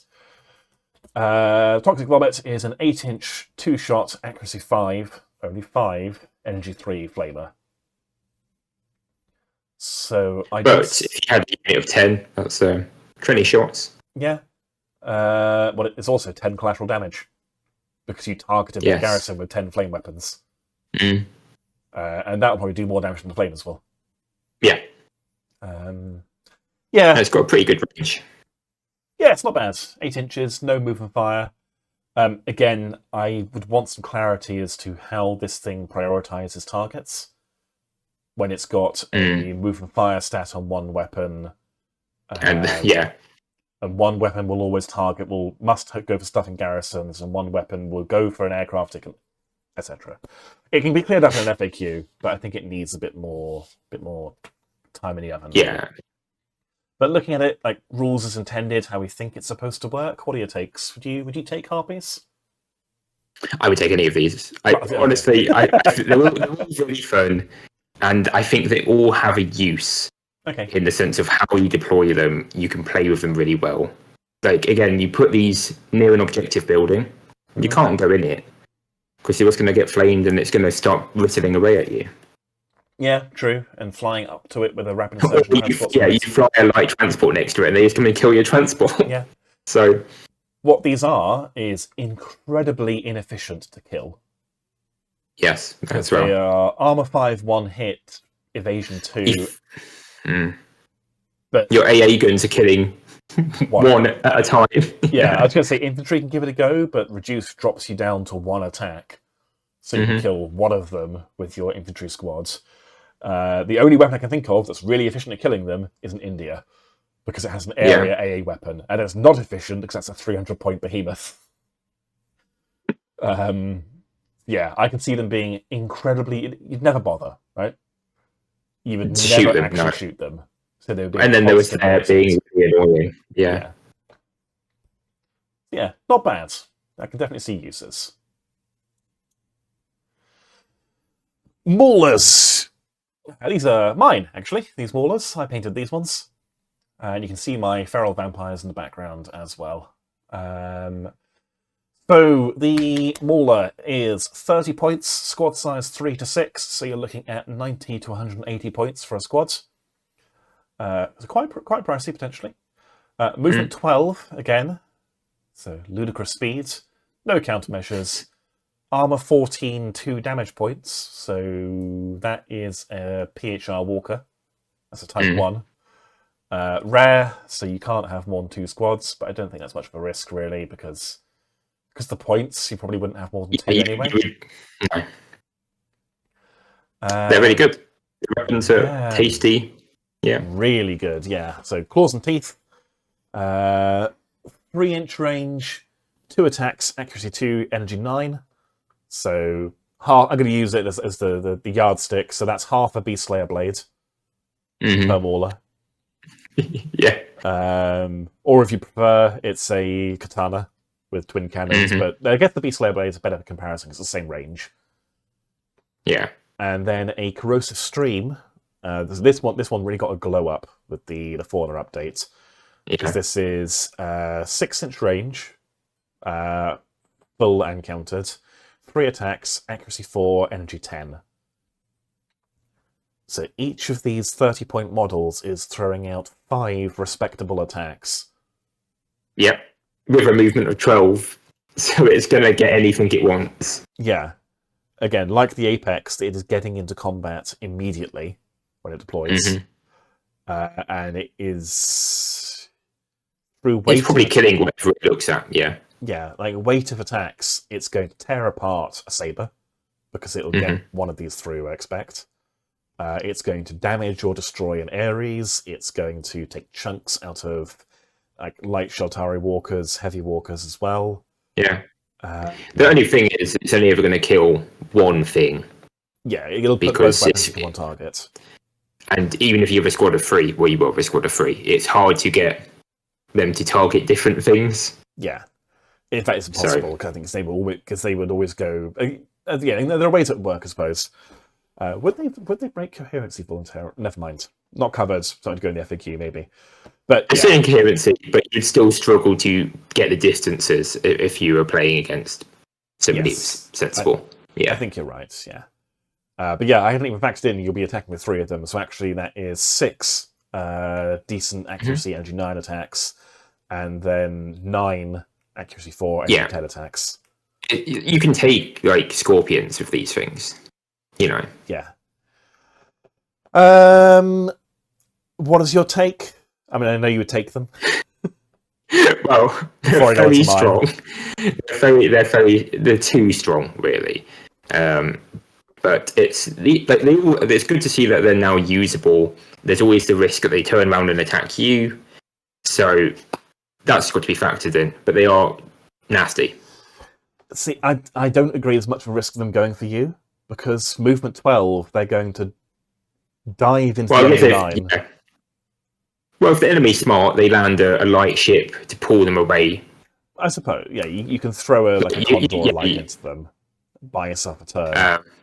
But if you're forcing your opponent back 12 inches, then they're earning their points anyway. That's why all of the fauna have the ambush that just makes them very good. Yeah. Maybe too good. Yeah, because that first round when these arrive, they are going into the target you want. Or at the very least, they're going into something of the opponent. And most of them will kill what they've gone into. Yeah. Yeah. And that's worth any amount of points. To be able to snipe something you want dead is why I take the war spears every time. Exactly. Because they can do that role of just killing a problem. These are ground-based war spears, is what we're saying. These are overtuned. I think we're on the same page. Not sure what I'd change about them. Probably not points. I want to be cheap enough to field. You could just drop the corrosive down to one shot and maybe get it to hits on a 3+. Yeah, potentially. I would potentially 9 energy 10 hits. It's a lot. Yeah. I think previously it was 1 attack, accuracy 5, energy 10. So which was not great. Yeah. So they've gone from they'll always get there but never do anything to they'll get there and obliterate what they touch. Yeah. So there's a sweet spot somewhere in the middle. I would also like to see their movement go down. In general, I don't think Fauna should be going faster than Jeeps for starters. I think if they were going the same speed as our new PHR Walkers, that would make logical sense. Yeah. And then some of them could be slower. Yeah, some faster, some slower, but not all movement 12. Yeah. So yeah. Mauler's pretty good, is the verdict. Right, we should probably speed up a little bit because I have realized the time. I know I'm keeping you up. Monologuing, but we are over halfway there with Fauna now. There's a lot of them. I think there are 10 Fauna options. It's pretty fleshed out. Yeah, pretty fleshed out. 6th Army. 7th Army. 8th Army, because it goes Bioficers, the very pretty ship, and then you can have Fauna. Wait. In space as well, right? Anyway, this is why we get distracted. Stay on target. You need to get through this so you can go to bed. Minotaurs. These are again painted by Neratius. Lovely work once again. These are the big bads of the Operation Artemis box. They are enormous. I'd say similar footprint to a scorpion, maybe? That's a big lad. Yeah. That is chunky. Movement 6. That's more like it. 55 points, no countermeasures, armor 30, 6 damage points. So that's probably about what I'd expect, reasonably tanky. Walker, and they're rare, so you can't have more than 2 in a standard list. But you can have them in squads of 2, so actually you can have 4 in the list if you wanted. Have them in squads of 6, which is mad. Yes. If you're playing a big enough game to do so, sure. Because that's over 300 points? You could do it. Okay. I think in a 2,000 point game, 6 of these running around is hilarious. Okay. Yeah, okay, fair enough. I mean, they're not bad. They are, with their huge jaws, they are 3 attacks, accuracy 4, energy 11, dev 2 all. So it's not very accurate, but it will upset whatever it hits. Really quite reliably, actually. Then they have their spines, which are range 8. They fire their spines. 3 shots, accuracy 2, energy 6, AA 2. Yeah, they're good. I think they're like a beefed up mauler. Yeah, they're a beefed up mauler, and yet they are worse than a mauler, I would say. I think again, if you have like a squad of 3, 9 energy, 11 hits, potentially spiking, that can take down behemoths with Devastator 2. Yeah, true. So they're like the heavier hitters of a mauler assassin. Yeah, I can see that. Okay, yeah, you're right. And the AA is nice to have as well. Yeah, throw in some AA. Yeah. They didn't need it, but And they are tough enough to be a chore for your opponent to kill. Like armor 13 is the armor where often you won't quite crit it, Yeah. and they got enough damage There's points 6. to Yeah. Like there's only Just 6 turns in the survive. game. These turn up at the end of turn 1, so you've Mhm. only got 5 turns to kill them. Killing the end of the game doesn't matter, so 4 turns to kill them and have it be relevant, basically. Yeah. So, and that's going to be a struggle if they are in big squads. So actually, yeah, come around. They are probably better than Maulers. 55 points. I think they have different targets. Yeah. Maulers are faster, so Yeah. I do think their squad size is bonkers. I don't know why a squad of it's 6 of these is scary, to be honest. Yeah. If you can get to a squad of 6, I don't know what you do against that. You leave them alone. You fly, Yeah. I think. You accept that their AA isn't very good. Yeah. But yeah, not bad. Decent. I would still probably take their weight in Maulers most of the time, but I do agree they have different roles. Minotaur Alpha. So, same model as a Mauler. I think in Artemis you would probably paint them differently, basically. There's no difference in the sculpts, and you get 2 in a box. No. Same defensive stat line, squad size 1 rather than 1 to 6. Huge jaw is identical, I think. Yeah, it is. 4. Yeah. AA is identical, but they have colossal claws in addition, giving them 2 more melee attacks, accuracy 3, energy 8, penetrative. Fine. Strafe 3. Strafe 3. Yeah, you leave my So Ruby 6 alone. attacks. Yeah. And then they get a weird ragey ability when they're down to 3 hit points. Yes. I don't think they're great compared to your classic Alpha Minotaur. I'd rather have 2 of them over 1. Yeah. Alpha. Yeah, 2 regulars is 5 points more than a single alpha, and Yeah. I think they do more damage. They last twice as long. You should be able to add this to a squad of 6, and it'd be really cool. I mean, it's like a hero upgrade. As a leader in the Fauna faction, actually. Yeah. Commander. Yeah. Yeah. Good. These were an interesting choice. Feral Razorworms. Previously Scourge only. I don't think you could take feral Razorworms before, but maybe the Scourge have just left their worms lying around. Everybody likes the worms, right? Everyone, I mean, I'm tempted to get some worms. So, defensive stats, identical to a regular worm.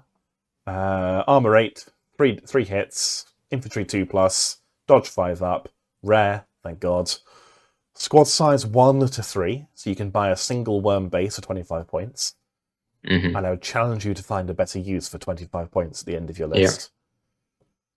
They have the same weapons as your full-fat real Scourge Worm, with teeth and claws, giving them an energy 7 close course attack, so that is damaging Ronin on 2s, along with everyone else. Yeah. And Jaws of Death, where if they're out in the street, the base, regardless of how much damage it's taken, can make 1 energy 8 attack. You can choose something. Yeah. Sure.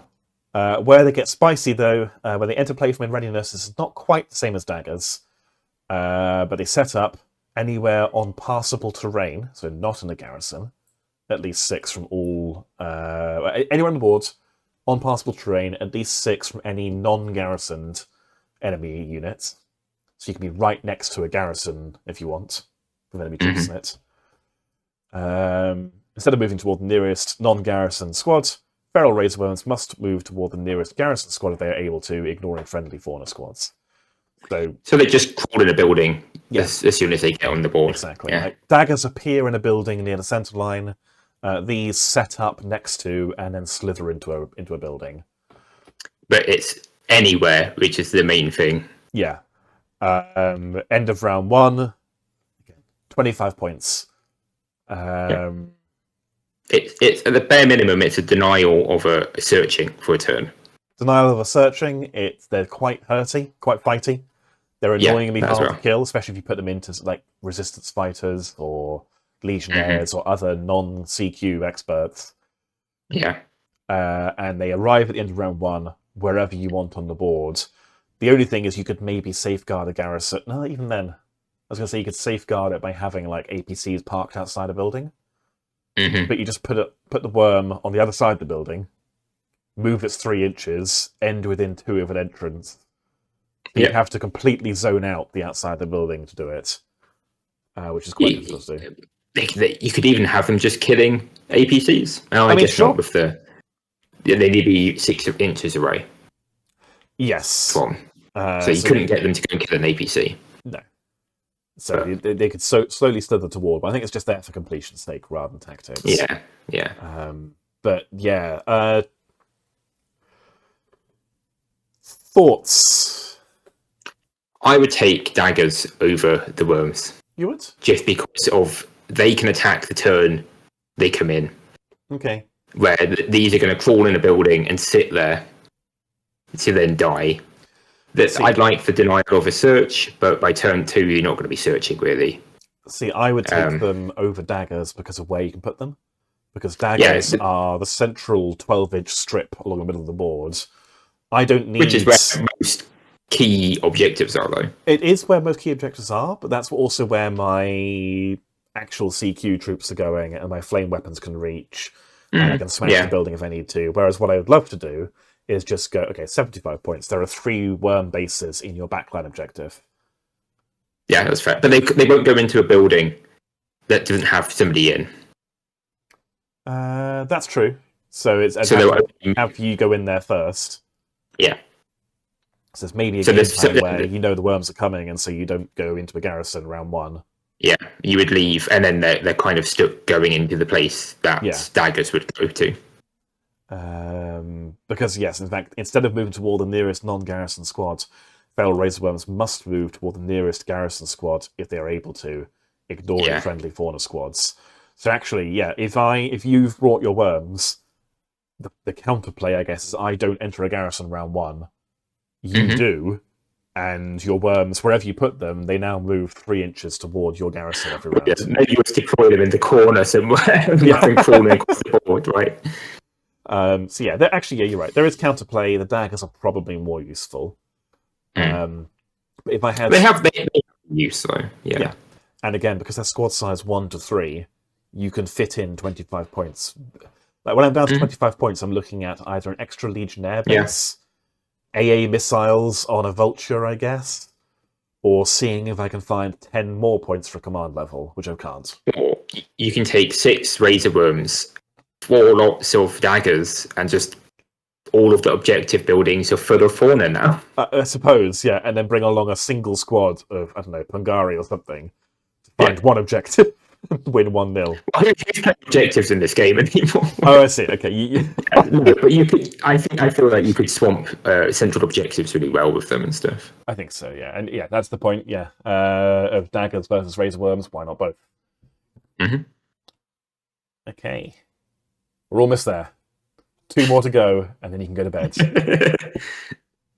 Fixers, once again painted by Neratius. What are we looking at here? So they are, for 25 points, you're going to get a movement 6. So again, much more reasonable, and I would say these look faster than Maulers, but whatever. Yeah, it feels like the Artemis fauna maybe got a bit more looking at. Yeah. Movement 6, no countermeasures, armor 12, 2 hits. They are rare. I guess that's just to make you take variety. I think most of these are rare, actually. Are there any fauna that aren't rare? No, they're all rare. All rare, okay. The argument for having the rare tag affect all fauna, like, so you can only take 2 fauna. Oh, that would be interesting. I think that should be there, but... Yeah. That would actually maybe fix quite a few issues. So yeah, rare like all the other ones, and they are squad size 2 to 4, so you're looking at 50 to 100 points for the squad. They have got large jaws, as you can see. They are melee attack, range 1 attack, accuracy 2, energy 10. Pretty basic. Pretty basic. I mean, it's not that far removed from a saber at close range. Okay, it's pretty far removed from a saber, actually. But accuracy 2, energy 10 is respectable. That's annoying enough that you would go, I should probably do something about this. The main thing is they can come out anywhere. Exactly. Yeah, when they enter play, place it anywhere on the board on passable terrain. At least 10 from enemy units. So it's not going to get to attack anything the turn it arrives. But you put these 10 inches away from your enemy Kodiak, right? Your commander in the backfield. Yeah. The next turn, they're on you. They're already going to be 1 inch away from you, so you can't even drop your template on them anymore. Yeah. They're a decent threat. I mean, if you did that to a Kodiak, what you're doing is you're basically determining where my Kodiak shot goes next turn. Yeah. It goes on the Fauna, and then they die. Yeah, it's killing. Yeah. But yeah, even then, they draw fire for a couple of rounds. You spread them out, right? Well, you have... Again, this is another thing that's not quite clear, is when you set them up on the boards, do they have to be in coherency? I think they'd be in coherency, but if you... But again, the rules... You see my point? The rules don't say. Yes. You could have them 12 inches apart and accept that they can freeze. Well, I guess, yeah, you can do that. There's no rule saying you can't, which is dumb. But even if they were in coherency, you spread them out enough, the templates and stuff aren't. But yes, good ambush. They're nice. Yeah, they're not bad. I would not be that concerned to see them on the board, but they're not bad for their points, I think. No, for 25 points, cheap. Well, they are. It's 5 points fewer than a Mauler. Yeah, see, the Mauler should be more points. As is. And then, finally, we have feral vampires. So vampires are one of the species that Scourge have basically absorbed and put Scourge parasites in. Feral vampires are ones where they just left their trash lying around on the planet. I guess so. Yeah, they were breeding them and they escaped. Yeah. So, what do you get for a feral vampire? For 10 points, you get movement 12, same speed as a Mauler. I'm going to keep banging that drum. Evasion 2, armor 6, 1 damage point, small aircraft, they don't crash land, and they're rare like all Fauna. Squad size 1 to 6, so you're paying between 10 and 60 points. Weapons, they have got claws and they have teeth, which are movement fire 6, same as the Harpies. Again, I'd like a bit more clarity about how that works.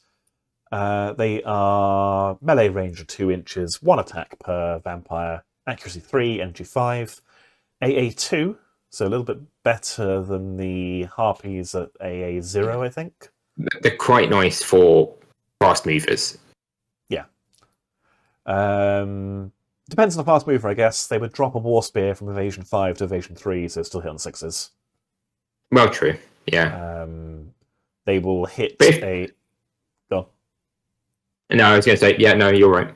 They'd hit the heavier fast movers better, but then they're going to struggle against the armor because they're only energy 5 with no focus. So I think what these things are good for is hunting dropships. They do have penetrative, so they can hurt any aircraft, but it's not guaranteed. They do have a fun quirk, though.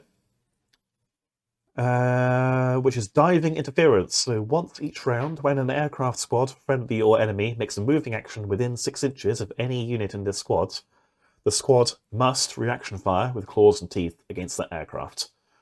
They have a range of 6, so essentially they just attack slightly further away than normal as something flies past them. Then after its reaction fire, move the squad 4 inches toward the aircraft. Or where it was, basically. And it then can't reaction fire again.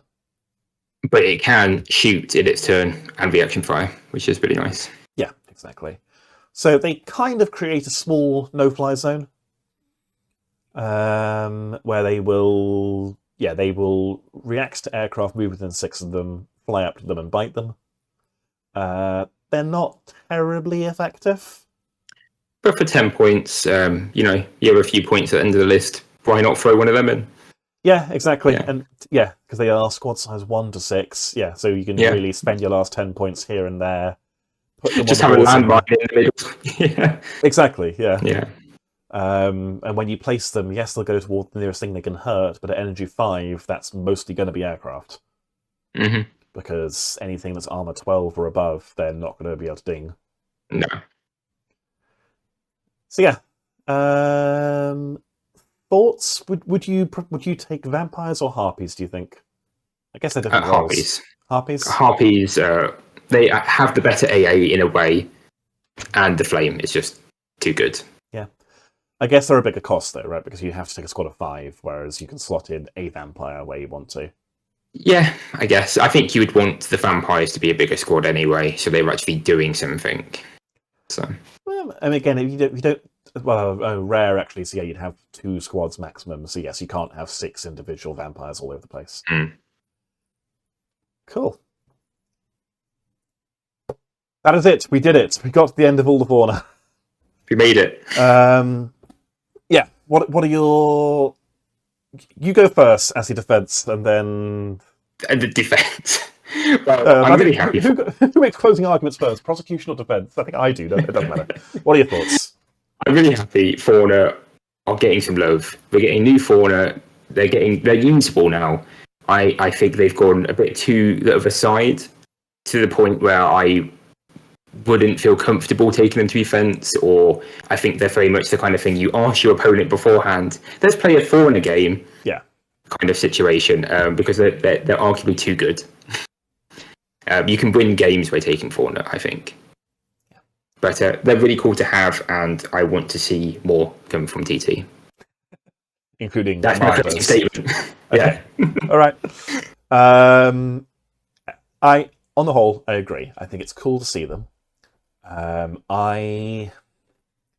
not personally a target audience in that the critters, yeah. I'm a UCM player, right? I'm not here for the critters, I'm here for the tanks. I'm okay with them being in the game. I think you can possibly end up with some lists that are a bit weird. That can be a bit athematic if you have, I don't know, Fauna mixed in with PHR or something. Yeah. Is that a problem? No, not necessarily. You just, again, you tailor what you're doing to the kind of game you want to have. Yeah, you make your own law, right? Exactly. Are they overtuned? Yes. Do they need more time in the oven? Also, yes. Yeah. I would like to... I'll be blunt. I'm running Danger Close 5 in a few months, in October. And after seeing the stats come out for all the Fauna, back and forth a little bit, and then decided, with most of the community voting to do the same, Fauna are not allowed at the event. Yeah. There may be some Fauna missions where there will be Fauna present as a third-party threat, and they will be tailored to their mission, and I may take the liberty of adjusting their stats if I do so to make them fit what I want to do. But players not allowed to take them in their lists. I think they're just a little bit too janky. I think their rules need a little bit more tightening up to deal with edge cases that will come up if you do run them at an event. And I think some of them, again, mainly the non-Artemis ones, are a little bit overtuned. Yeah. How to fix them? I don't know. I think it varies. I think maulers need to be a hell of a lot slower and less accurate. Or just more points. There's always the option of just increasing the points on them. But I think maulers are doing more than they should, because they should at least be doing less than like their big cousins, right? Yeah, exactly. Yeah, you could put the points up, and that would fix some of the issues. Yeah, they're getting there. It's a vast improvement on the old rules. The old rules were much less clear how Fauna worked, and the Fauna were terrible. Maulers were... Never spent points to take them. Yeah. Beforehand, you were shooting yourself in the foot by bringing them. Now you're maybe thinking, oh, should I pull my blows and not bring my Pokemon? Because they're a bit good. Yeah. So I'm sure they'll get adjusted. I think there's at least one more Dropzone Balance Pass planned before 3rd edition. And there's no reason it shouldn't and wouldn't touch Fauna as well. So we might see them... Hopefully they'll stick around into 3rd edition. So. Oh, I'm sure they will. I mean, they've just made a plastic sprue of them, for starters. Well, playable-wise, though, but yeah. Oh, yeah, sure. I hope so. I do hope so, again. While they aren't for me, I respect that they are for other people, and it is cool to see what people do with them. I did see, he could very easily just convert them into running them as maulers if he wanted. Matt, regular R tournaments, Blue Crocoduck on the Discord, has a number of maulers with howders mounted on top. Yeah, there's technicals, right, and stuff. I think he runs them as technicals, but basically he has resistance fighters perched on the top as if they were riding elephants. but riding giant angry hedgehogs instead. Very cool. I hope it does the same with the other big fauna. So yeah, closing remarks would be they're cool to see. A bit more time in the oven, please. Yeah. And the Artemis Walkers, great success. They're good. Yeah. They're in a good place. I think they're clearly also made to be that. They're made to be into the main game straight away. Fauna, I feel, are kind of on the edge. It's kind of very expansion-y kind of situation. Yeah, exactly. Yeah. All right. Only overran by 40 minutes. I'm so sorry. I was going to go to bed though. It's nearly midnight. Yeah, we said wrap up by 11, and yes, it is nearly midnight. Stupid Gen Con releasing, showing really cool stuff. Guys, if you're still here watching, I assume you enjoyed the video. It'd be a bit weird if you are still here and didn't. If you want to help us do this sort of thing, obviously Loz and I really do enjoy doing this. You can tell by how awake Loz looks that he enjoys doing this. Gareth, both Dans are also be enjoying the podcasts. So if you want to help us do what we do, a few ways you can do so. First of all, make sure to like, comment, subscribe, ring the bell, all of the normal YouTube stuff. We will have this podcast on Spotify as well. So if you're listening to it on Spotify, I think you can do similar things on Spotify, right? You can also like it and favourite it and so on. Leave a review, right? That's the thing. I think you leave a review, yeah. Give us stars. We would like stars, please. I think it's stars. Or ratings. Stay we are good. What else? If you want to support us directly, we do have an affiliate link with Firestorm Games. Firestorm sell all of your Dropzone, Drop Fleet, Carnival, etc. needs for a bit of money off RRP. They also stock TTC's web store direct-only stuff. So if you want to buy things like, say, Maulers, which I'm pretty certain are not on the... they're not part of the normal range, first of all, stop it. Think about what you're doing. I'm obviously kidding. Buy Maulers. But do it through Firestorm. I know them, yeah. Yeah. If you do, we get a small kickback and it doesn't cost you anything else. We have our Patreon link as well, which is basically just charity. You don't actually get anything out of it because we don't want to paywall anything, but you do get the warm, fuzzy feeling of doing a good deed, and we put the proceeds into more terrain, more models, better lights, better cameras, and so on. Events. Almost there, Loz, I promise. We do have 2 events coming up in the near future. We have Weapons Free and we have Danger Close, which are our Drop Fleet and Drop Zone tournaments respectively. They are in September and October. I can't remember the exact dates, but there'll be links in the description. They are taking place at Firestorm Games. Dave Lewis has said that he will be there for both. So given that he's apparently just running his mouth at Gen Con and sharing trade secrets. If you have follow-up questions, to find out, the secret ship. Yep. So help us corner him and extract information from him. Again, all details in the description. I think that is it. I've probably missed something in the outro sales pitch, but I am also tired. We have run for... If we go on for another 22 seconds, this will be a 3-hour podcast. Nice. It's nearly a record. Yeah, and this is just 2 of us. So that is it from me. It's goodbye from me, Alex. Goodbye from me, Lawrence. And we will see you soon. Goodbye.